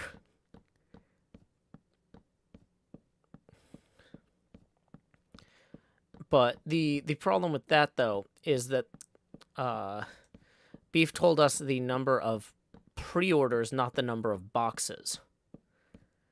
So that's the other thing that I don't know.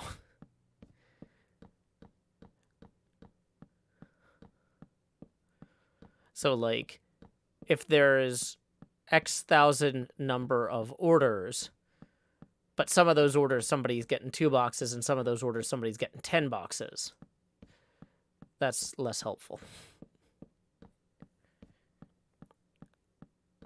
But I did some napkin math based on what Beef was saying, and it sounded like we were at the point where... Let me look at my napkin real quick. Because I can't do this from memory. Oh, wait. No, he told us... Okay.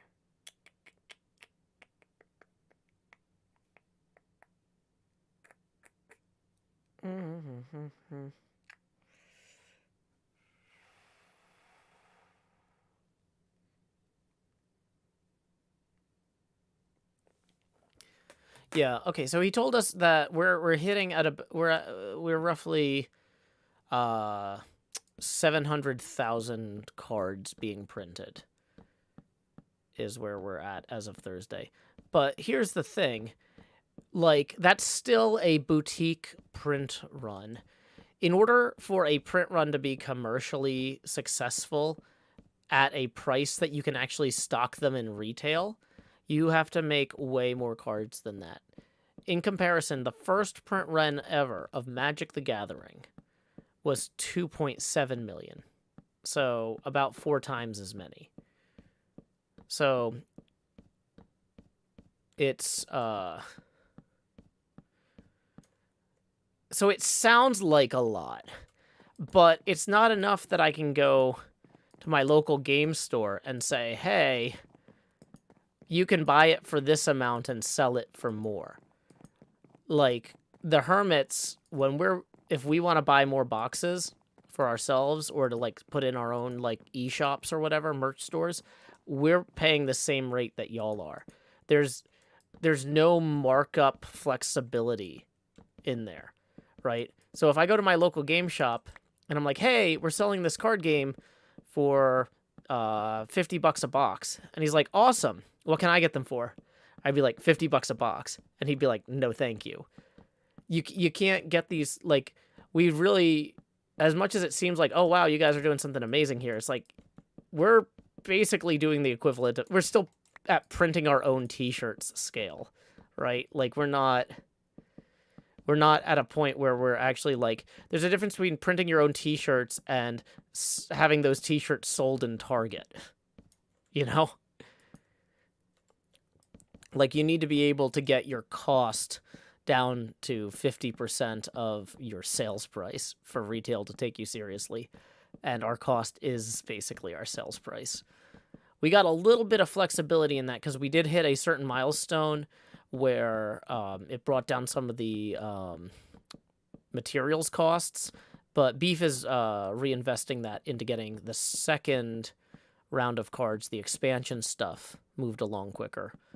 And it wouldn't, and it's also a pretty trivial, like, discount on the materials compared to, like, what it would, it's nowhere near like, oh, we could sell this for twice as much as what it costs.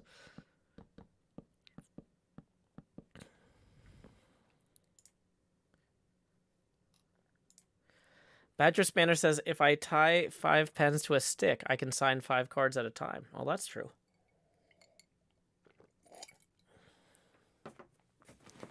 Okay,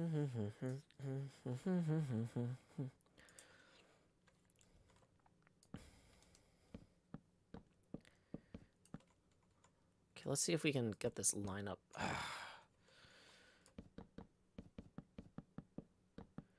Like that requires so much concentration to keep the mouse aligned. It just naturally does not stay there.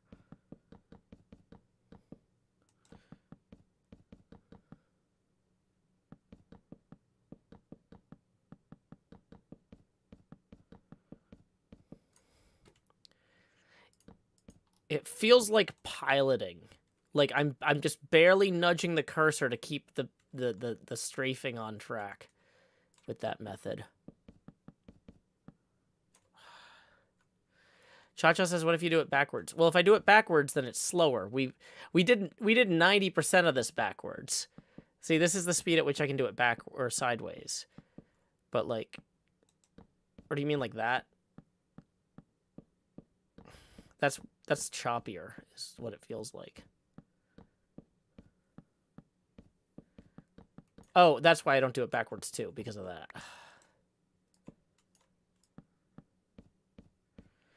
This is like the simplest and easiest way to not screw it up. And we are only like 6 rows from being done. We have almost done this entire thing. Backwards, but on the main body, not on the line you're placing. I don't think that makes sense. I think that's going to create situations like that where I get a block popping up. We've got 1, 2, 3, 4, 5, 6, 7, 8, 9 left. Can I put the link to the cards in the chat? I guess so. Just as a reminder, I do have a financial interest. The Federal Trade Commission requires that I mention I have a financial interest in the success of this card game, and I do receive royalties. Now, this is not technically a sponsored stream, even though I'm linking this, because I did work on this, and so it's kind of like if you're the co-author of a book, linking to bookstores where people can buy your book doesn't count as like a sponsorship. It's just letting people know about your own merch to some degree. So, oh boy, we are almost out of logs. I guess I mathed that pretty good. More than 2 double chests of logs. Oh god. Okay. Oh boy.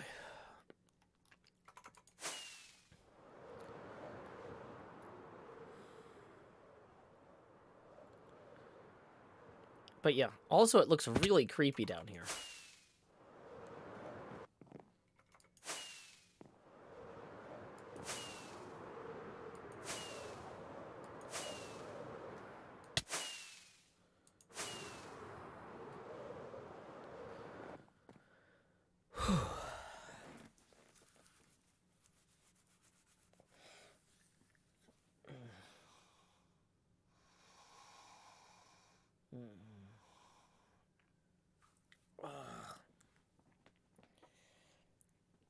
Oh, I should probably mention while we're at it that tips are welcome via paypal.me/showhills and YouTube Super Chat. Even though I am going to receive those royalties I mentioned for the card game, I'm not going to receive them anytime soon. And I do still need help covering rent, health insurance, all that fun stuff. So tips are welcome via paypal.me/showhills and YouTube Super Chat. We are currently 20 away from our second face camera expansion of the stream. Okay.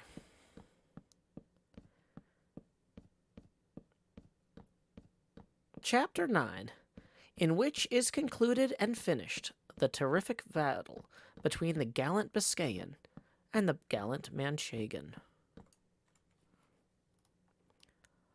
In the first part of this history, we left the valiant Biscayan and the renowned Don Quixote with drawn swords uplifted, ready to deliver two such furious slashing blows that if they had fallen full and fair, they would have at least split and cleft them asunder from top to toe, and laid them open like a pomegranate. And at this so critical point, the delightful history came to a stop, and stood, cut short, without any intimation from the author, where what was missing was to be found. This distressed me greatly, because of the pleasure derived from having read such a small portion turned to vexation at the thought of the poor chance that presented itself of finding the large part that, so it seemed to me, was missing of such an interesting tale. It appeared to me to be a thing impossible and contrary to all precedent, that so good a knight should have been without some sage to undertake the task of writing his marvelous achievements. A thing that was never wanting to any of those knights-errant who, they say, went after adventures. For every one of them had one or two sages, as if made on purpose, who not only recorded their deeds, but described their most trifling thoughts and follies, however secret they might be. And such a good knight could not have been so unfortunate as to not have what Platir and others like him had in abundance.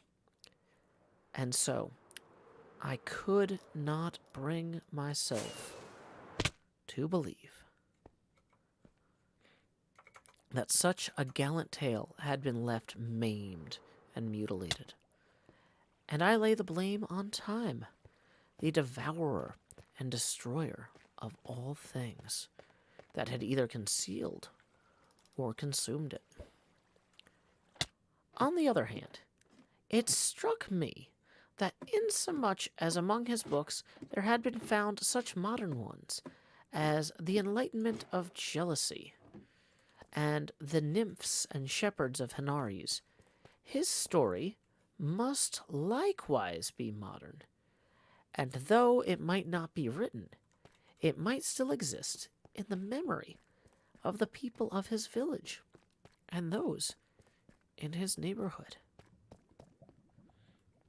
This reflection kept me perplexed and longing to know how really and truly the whole life and wondrous deeds of our famous Spaniard, Don Quixote of La Mancha, light and mirror of Manchegan chivalry, and the first that in our age and in these so evil days devoted himself to the labor and exercise of the arms of knight-errantry, righting wrongs, succoring widows, and protecting damsels of that sort that used to ride about, whip in hand, on their palfreys, with all their virginity about them, from mountain to mountain and valley to valley. For if it were not for some ruffian, or boor with a hood and hatchet, or a monstrous giant. Oh, dang it. Hold on. Did I really come all this way and there's no torches here? yeah, there we go. 3 stacks of torches. I was about to be really disappointed. Okay, sorry. It's a lot harder to read while walking than it is to read while placing blocks.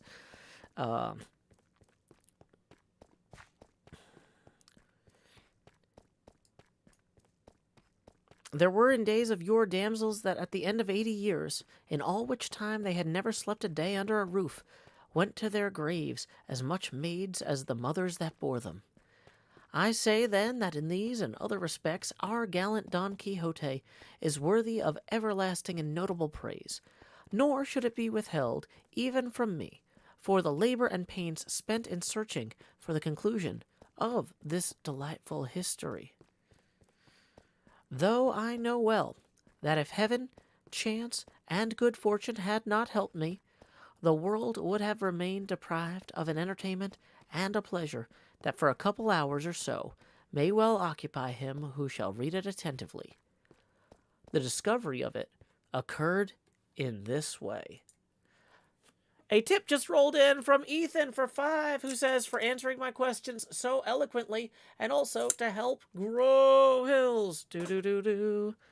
Thank you very much. That puts us now 15 away from the next face camera expansion. Tips are welcome via paypal.me/JoeHills and YouTube Super Chat.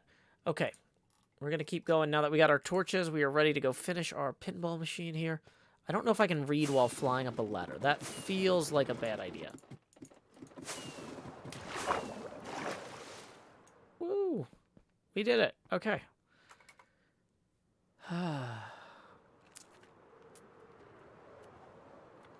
Still figuring out what's going to go in my experimental film. Yeah, we're all gonna be in this experimental film. And even Electra310 says, if limited life taught us anything, it's that ladders are death traps waiting for the unwary. I think you mean Half-Life. Yeah, ladders were always a problem in the Half-Life games. So we're just going to go ahead and place these. Oh, we need more torches for down here too, don't we? Yeah, we do. Okay. So this is going to end up kind of like the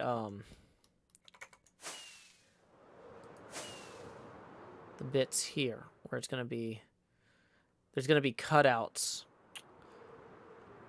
in the wood that are going to punch through for ventilation and sound and stuff, because the subwoofer points down out of the bottom of the machine.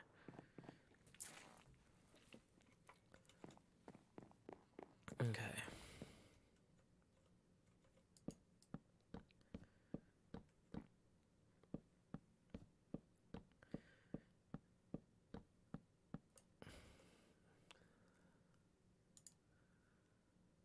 Okay.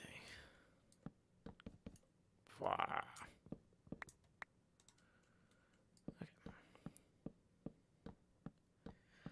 One day, as I was in the Alcana of Toledo, a boy came up to sell some pamphlets and old papers to a silk mercer, and, as I am fond of reading even the very scraps of paper in the streets,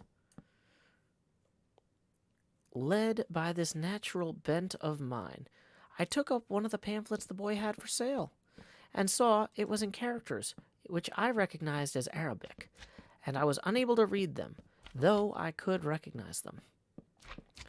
I looked about to see if there were any Spanish-speaking Morisco at hand to read them for me, nor was there any great difficulty in finding such an interpreter, for even had I sought for an older and better language, I should have found him.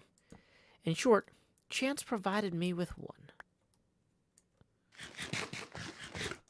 who, when I told him what I wanted and put the book into his hands, opened it in the middle, and after reading a little in it, began to laugh. I asked him what he was laughing at, and he replied that it was something the book had written in the margin by the way of a note. I bade him to tell it to me, and he, still laughing, said, "In this margin, as I told you, this is written. This Dulcinea del Toboso, so often mentioned in this history, had, they say, the best hand of any woman in La Mancha for salting pigs. When I heard Dulcinea del Toboso named, I was struck with surprise and amazement because it occurred to me at once that these pamphlets contained the history of Don Quixote. With this idea, I pressed him to read the beginning, and doing so, turning the Arabic offhand into Castilian, he told me it meant History of Don Quixote of La Mancha, written by Cid Hamite Benegali, an Arab historian. It required great caution to hide the joy I felt when the title of the book reached my ears, and, snatching it from the silk mercer, I bought all the pamphlets and papers from the boy for half a real. If he had any wits about him, and had known how eager I was for them, he might have safely calculated on making more than 6 reals by the bargain. I withdrew at once with the Morisco into the cloister of the cathedral, and begged him to turn all these pamphlets that related to Don Quixote into the Castilian tongue, without omitting or adding anything to them, offering him whatever payment he pleased. He was satisfied with 2 arrobas of raisins and 2 bushels of wheat, and promised to translate them faithfully and with all dispatch.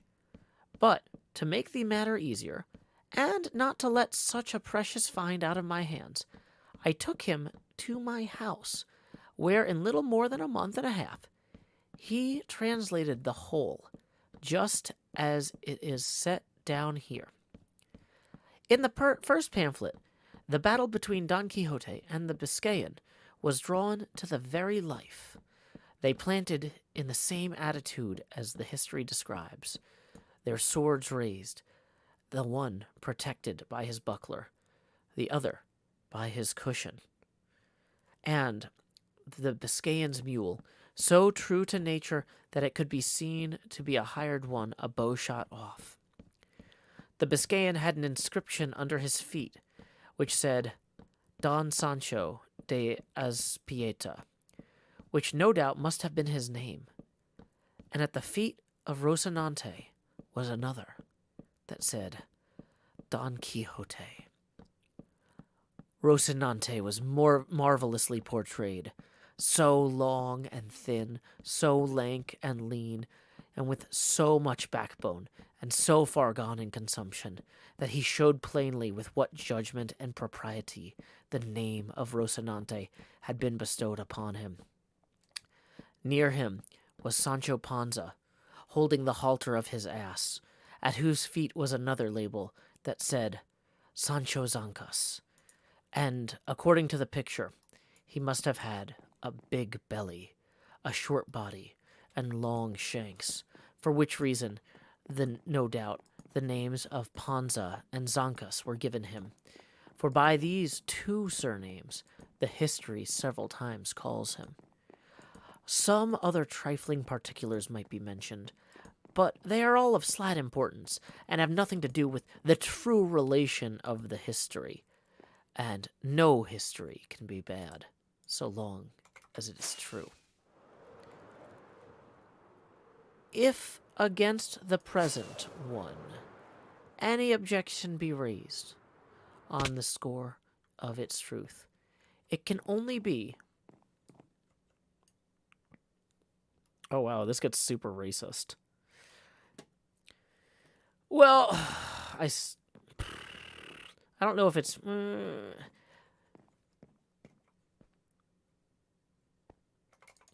It gets weird with occupying powers. Like... Yeah. But...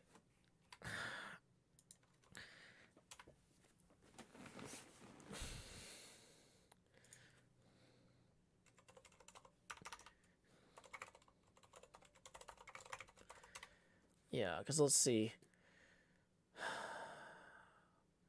Yeah, because Spain was conquered and became a caliphate from 710 to 780. So, well,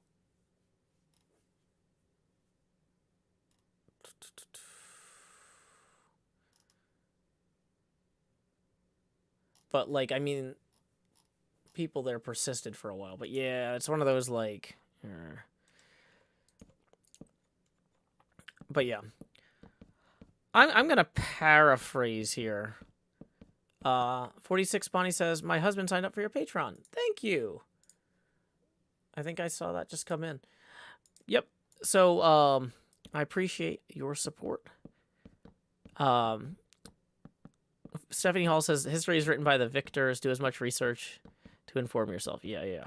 So basically, Cervantes is saying that if there's any lies in his own history, it's only because he's translating the work of someone who he doubts the ability to abstain from lying in because of his background. And I don't want to read that directly because it's going to make it sound like I'm saying that, and I don't want to do that.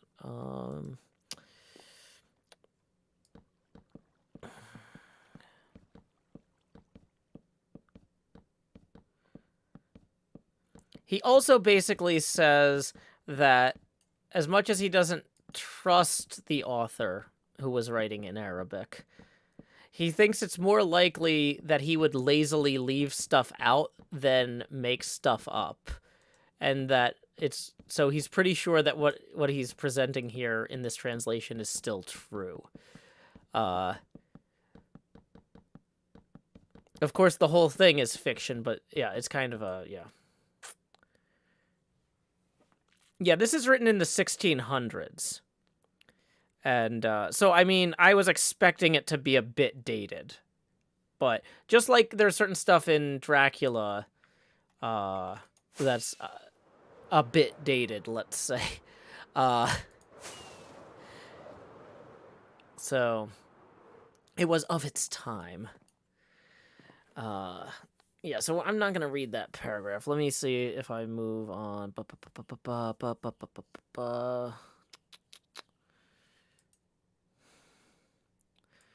To be brief, its second part, according to the translation, began in this way.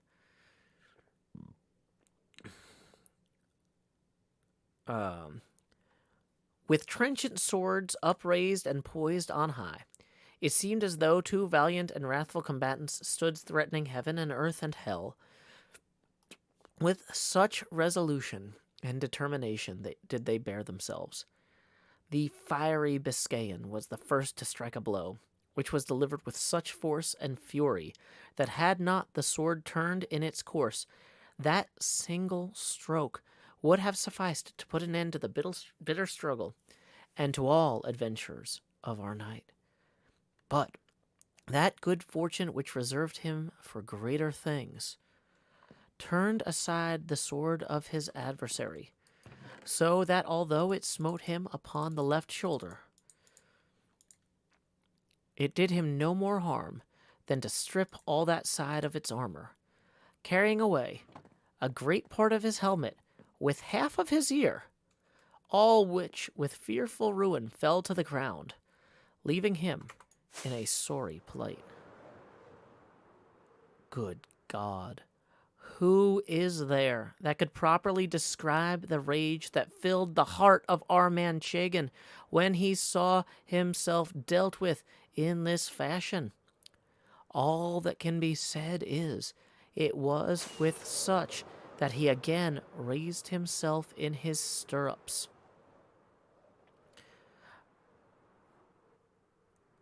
And, grasping his sword more firmly with both hands, he came down on the Biscayan with such fury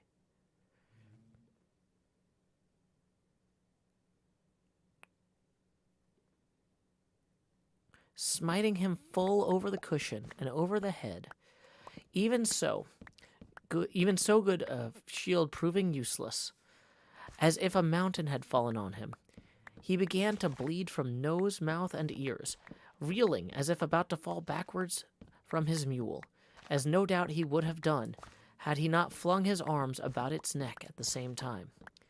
However, he slipped his feet out of the stirrups, and then unclasped his arms, and the mule, taking fright at the terrible blow, made off across the plain, and with a few plunges flung its master to the ground. Don Quixote stood looking on, very calmly, and when he saw him fall, leaped from his horse, and with great briskness ran to him, and, presenting the point of his sword to his eyes, bade him surrender, or he would cut his head off. The Biscayan was so bewildered that he was unable to utter a word, and it would have gone hard with him, so blind was Don Quixote, had not the ladies in the coach, who had hitherto been watching the combat in great terror, hastened to where he stood, and implored him with great entreaties to grant them the great grace and favor of sparing their squire's life. To which Don Quixote replied with much gravity and dignity, In truth, fair ladies, I am well content to do what you ask of me, but it must be on one condition and understanding, which is that this knight promise me to go to the village of El Toboso, and on my behalf present himself before the peerless Lady Dulcinea, and that she deal with him as is most pleasing to her.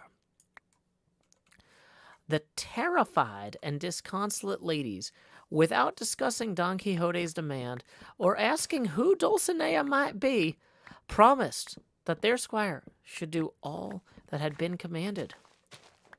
Then, on the faith of that promise, I shall do him no further harm, though he well deserves it of me.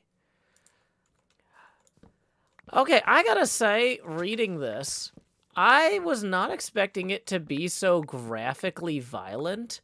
Like, you know, there's a lot of modern day retellings of Don Quixote in media, and like they generally kind of make him out to be kind of maybe I'm remembering this wrong, but I feel like there's like a British character who's basically like Mr. Magoo but British, but they kind of make him out to be like Mr. Magoo or the British one, but like where it's like, oh, he's getting in trouble and Sancho's got to get him out of trouble, blah, blah, blah, blah, blah. But, like, in this one, he's just, like, straight up hitting guys in the head with a sword.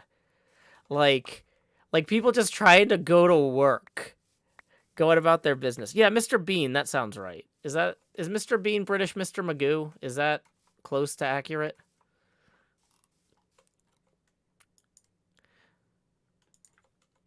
Part of me thinks that can't be right, because I think that Mr. Bean was the Lord of the Rings guy who then went on to be in the Song of Fire and Ice television show.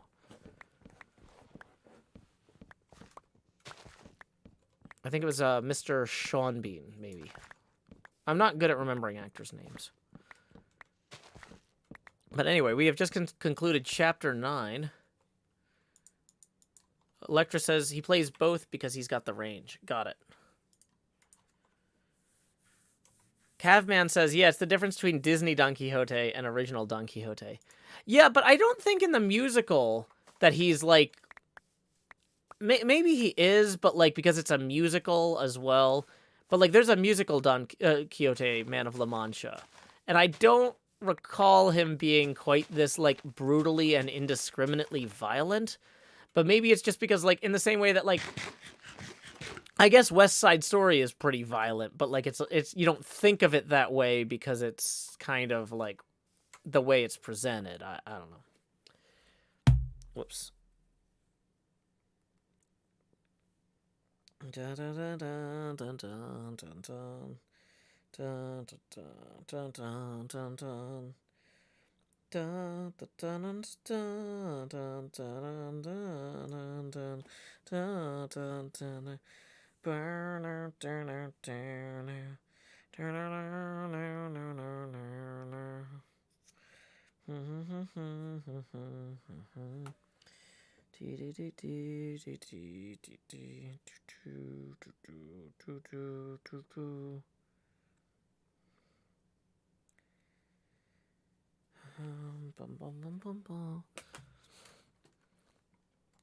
Lady DW says, yeah, in the musical he's played as like a foolish old man who's mostly harmless.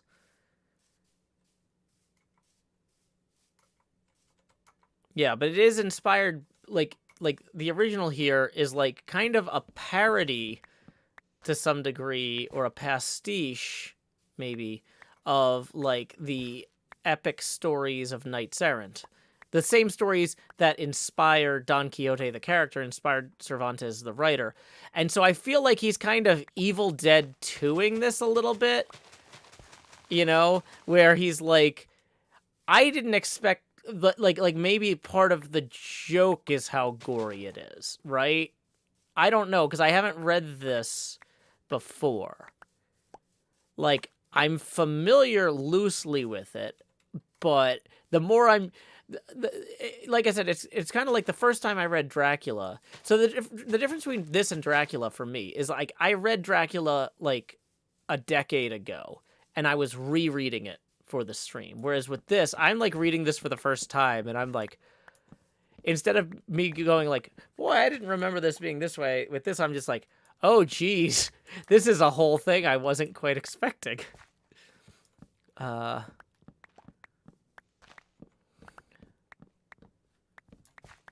Electra says, I noticed in the musical, the only person who actually seems to be afraid of Don Quixote is his housekeeper, and that fear is played off as mostly baseless. Seishi Grainer says, this is like the show The Boys, but for knights instead of superheroes. Yeah. I might need to read ahead.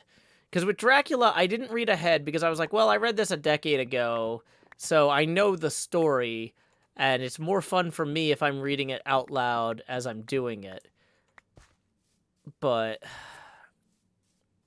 Alexa says, not gonna lie, I'm also learning a lot about the actual text on tonight's stream, given that my only knowledge of it before was a vague memory of a Wishbone episode on it.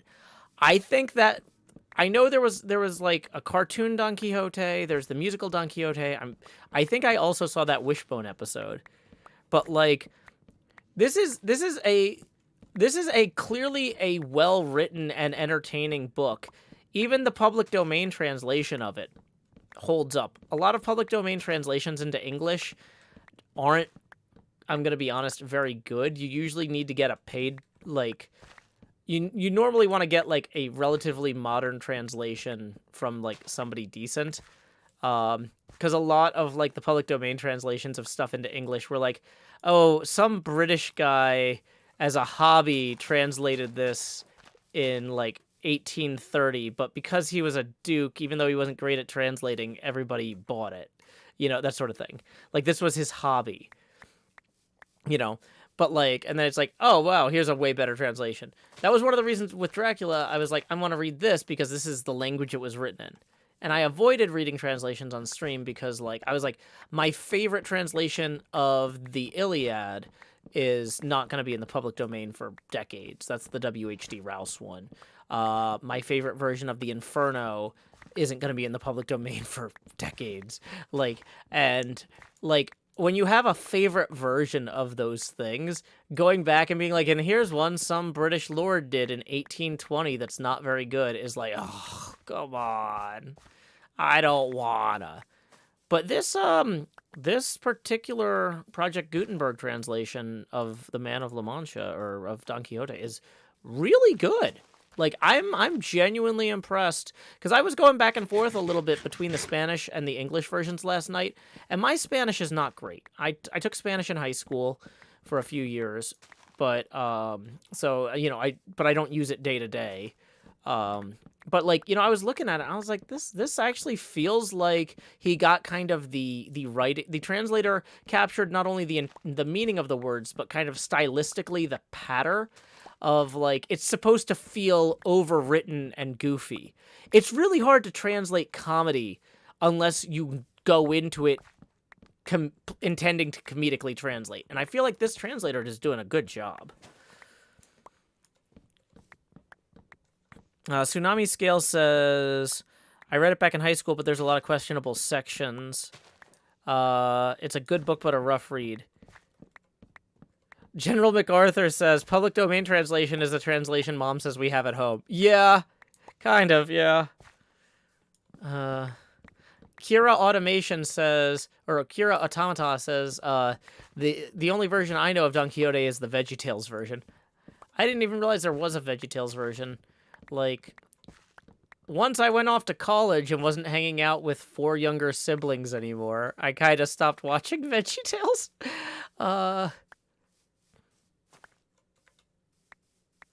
Okay.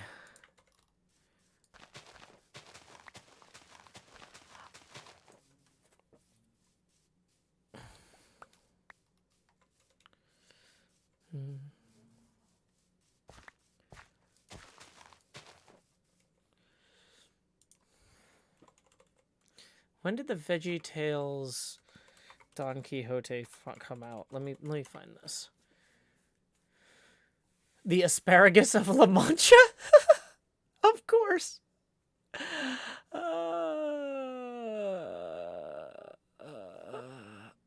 It looks like, oh, it's part of their they had a TV series at some point, it looks like. Back when VeggieTales came out, when I was a kid, it was like just VHS tapes. It wasn't like a TV series. They would just put out a thing. The DVD release for this came with a bean dip recipe, writes Loopy. Oh, that's fun.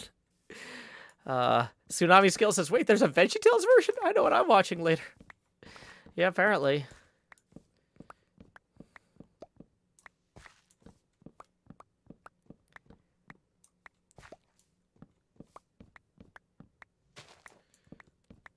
Electra says it's from VeggieTales' edgy secular era.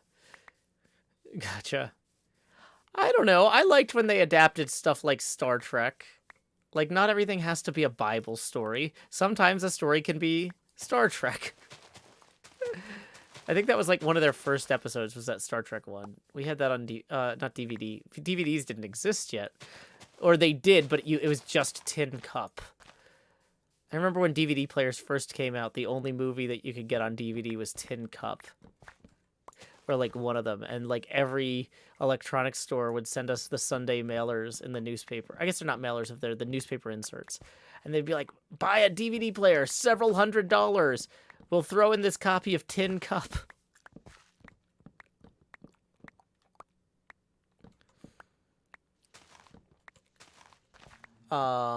Loopy says VeggieTales was always edgy secular because they had to make themselves palatable to all denominations in America, not just the Baptists or whatever. Well, the guys who made VeggieTales, one of them was Catholic and one of them was Protestant. I don't know which particular denomination of Protestant.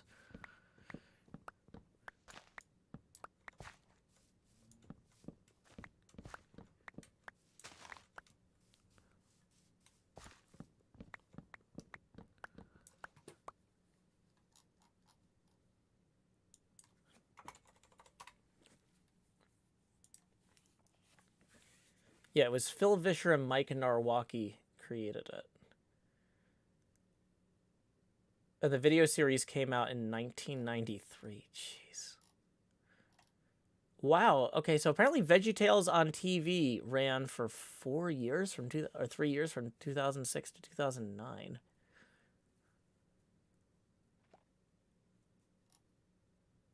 And then they had another show called VeggieTales in the House and VeggieTales in the City from 2014 to 2017. And then they have a new show called VeggieTales Show, 2019 to 2022.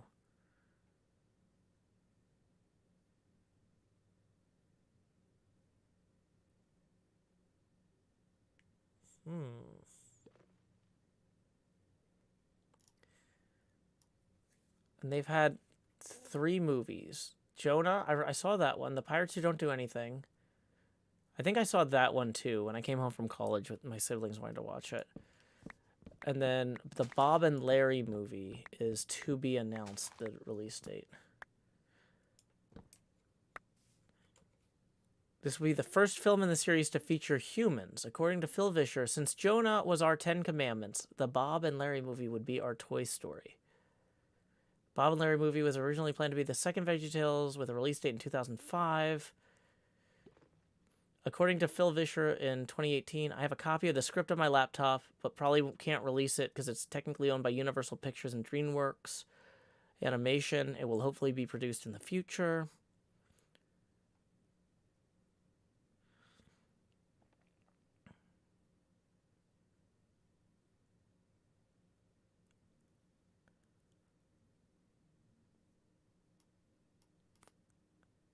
Huh.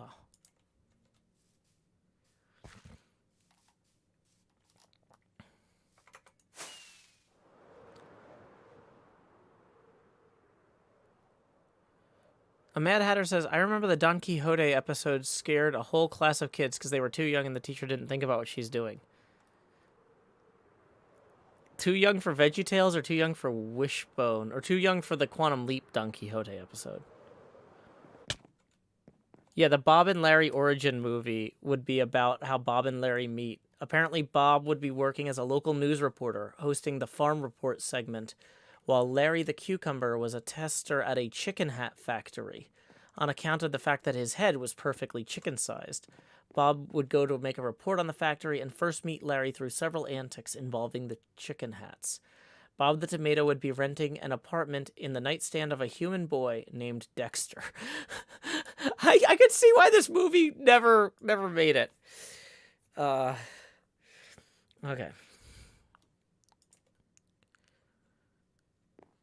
Windmill jump scare. General MacArthur says that is a very Larry job. Yeah, that movie is in production hell.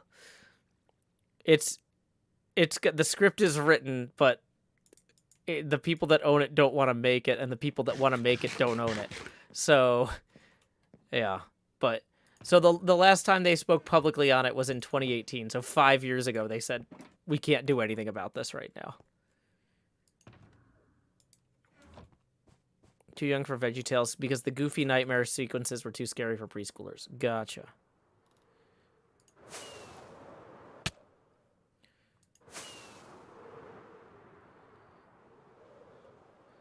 Oh, dang it, I forgot to drop off the wood. So the thing is, we're actually still going to need a lot of the wood to make the supports and the insets or whatever. There's also some reinforced triangular pieces of wood on the sides.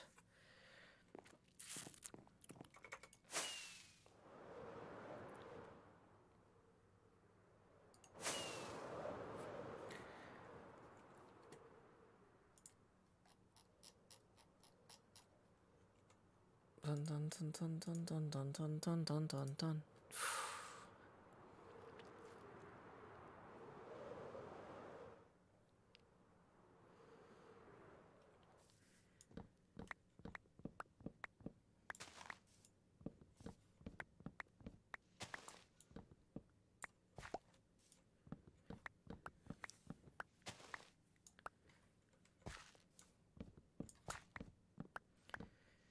But yeah, I might have to read ahead in Don Quixote before, just so I know what I'm getting into. One of the reasons the stream is marked mature is because sometimes we do read things like Dracula that can be kind of brutal.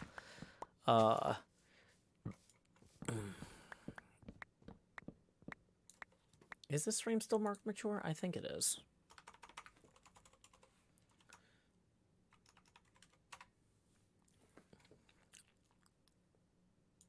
How do I even find that out?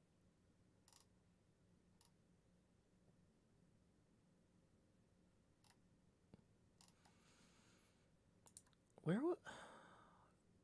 is it? Settings? Stream? Yeah, it's still marked as mature. But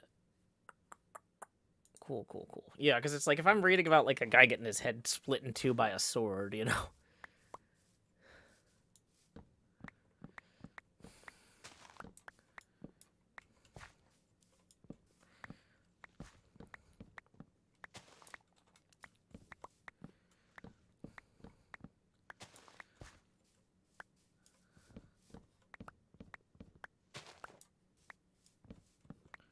There are two separate people in the chat who had the Larry Boy video game for the PlayStation 2. I didn't even know there was a Larry Boy video game for the PlayStation 2, but that makes as much sense as anything else we're learning tonight.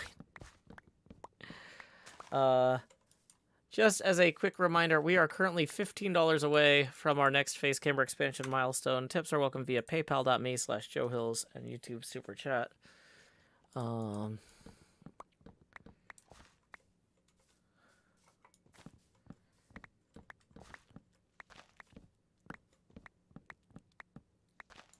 Electra says, I once dressed up as Bob the Tomato while teaching Vacation Bible School.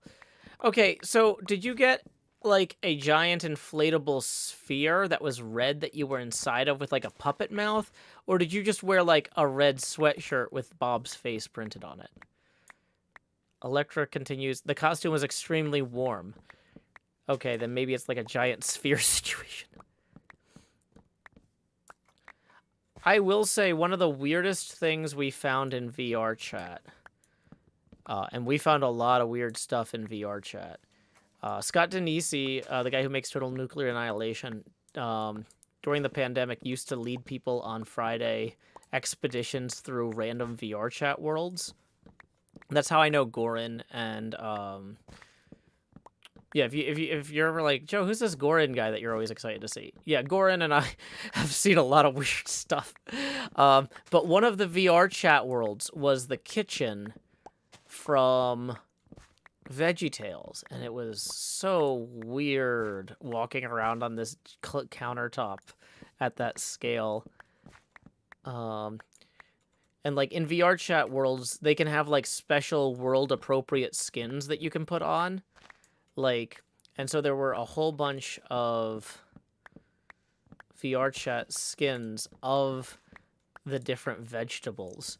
And when you walked around, your even though your eye line stayed level because it's VR chat, and you would get super sick if you were hopping, like it looked like your mesh for your VR chat skin, your avatar skin, looked like it was a vegetable hopping around this countertop.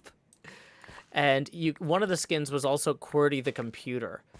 And so you could but the thing is, QWERTY is like 25 times the size of a vegetable because it's like a huge old school CRT monitor computer. And it can like, so that one looks like it's just kind of like rolling around, but like it was really bizarre. Telly says, Joe, which vegetable did you choose? I was rolling around as QWERTY the computer. Because what we have learned applies to our lives today. God has a lot to say in his book. You know that God's word is for everyone. Now that our song is done, we'll take a look. See, I'm going to have those songs from VeggieTales in my head forever. General MacArthur says that's some fever dream stuff. Yeah, that's the VR chat is definitely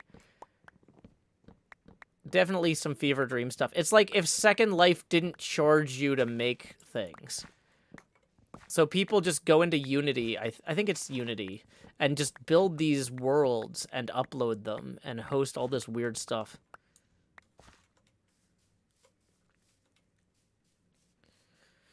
Loopy says they were genuinely good songs. I don't know how they pulled it off. Well, keep in mind, I think they were based out of Franklin, Tennessee, which is just outside of Nashville. So they had all these, like, Nashvillian session musicians they could have record for them.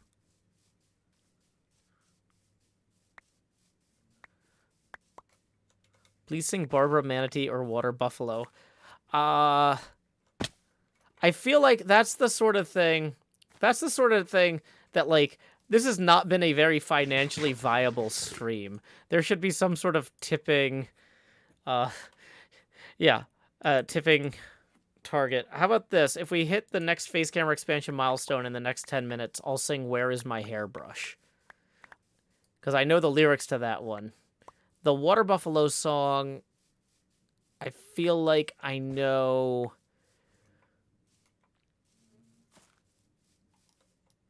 I'd have to pull up the lyrics for that one, but I know Where Is My Hairbrush. Welcome, Get to Spect. Glad you could join us.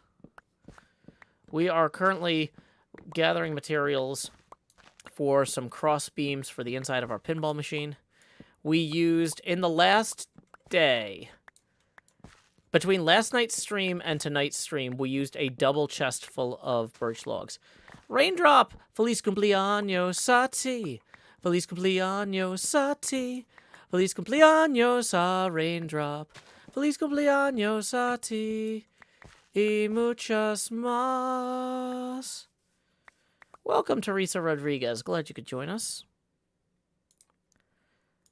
Dun, dun, dun, dun, dun. Dun, dun, dun, dun. Dun, dun, dun, dun. Queen Dark Lady says, can't say I was expecting to hear some silly songs with Larry on stream tonight, but I guess here we are. Well, I mean, people weren't expecting to get 3 chapters of Don Quixote read to them, but we read Chapter 7, Chapter 8, and Chapter 9. Welcome, Spacey Empress. Glad you could join us. Hey, we just got 6 rolling in from Laura. That's going to put us 9 away from the next face camera expansion. If we hit that, I will sing Oh, Where Is My Hairbrush from Silly Songs with Larry.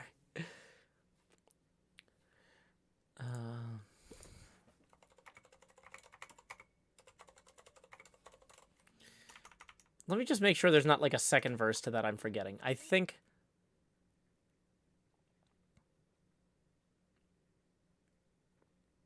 Oh no, there's like 9 verses to this.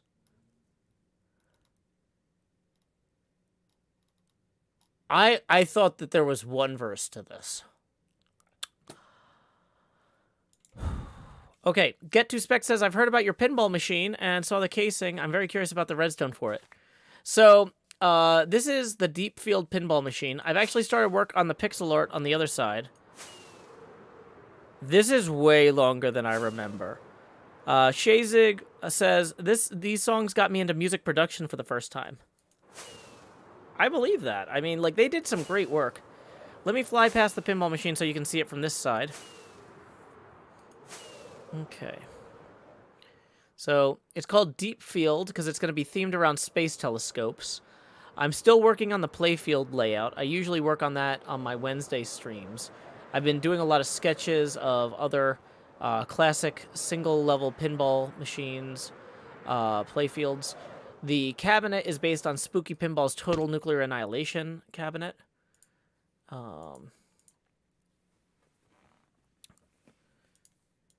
It's 11:22.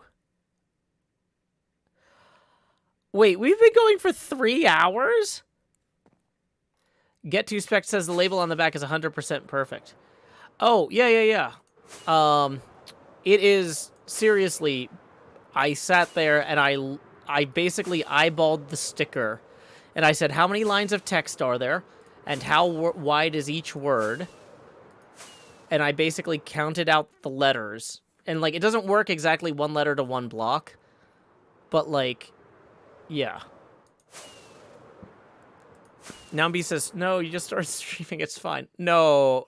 I was supposed to end at 10:30. And it's 11:23. So I'm actually kind of screwing up right now. I didn't realize how late it was because I was like, we can't be that far into the stream. I haven't made any money. No, we just aren't making any money tonight, which is fine. They can't all be winners.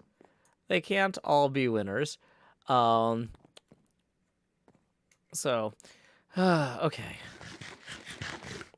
Zachary Matthews says, I just joined and was surprised you were still live. Thank you, Zachary Matthews. I just looked at the clock and realized I shouldn't be by an hour. I was supposed to wrap up an hour ago. But, like, I was just so intent on finishing the bottom of this. We just got the second layer of birchen, and we're about to do... we're about to punch out the holes in the bottom for the subwoofer, the power switch, and some ventilation stuff. So... that's good. We've got to get the support beams on the diagonals, on the corners. We've got to get... Uh-oh. Jeremy just swims in lava. Doing okay?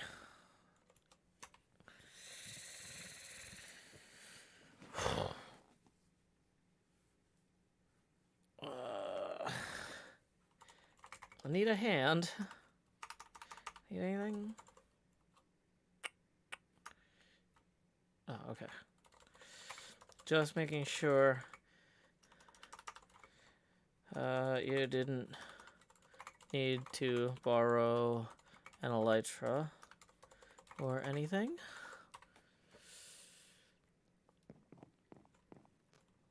Wasn't trying to fly back 4,000 blocks and then. Okay, cool.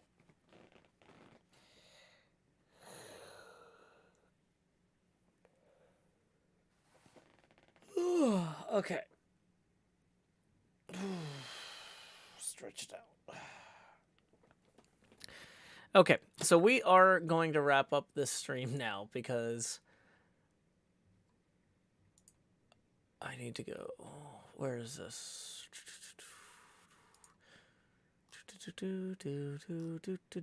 Let's see who is live right now. Looks like Emerald Storm is playing some Minecraft. Why don't we go ahead and raid M? Okay, /raid Emerald Storm. Longtime viewers may recognize her from the Twitch chat sometimes. So we're going to hit /raid Emerald Storm. When you get over there, our raid message is howdy, y'all. Joe Hills right here. Anyway, until next time, y'all, this is Joe Hills from Nashville, Tennessee. Keep adventuring. Do. Stop streaming. Stop at the stream.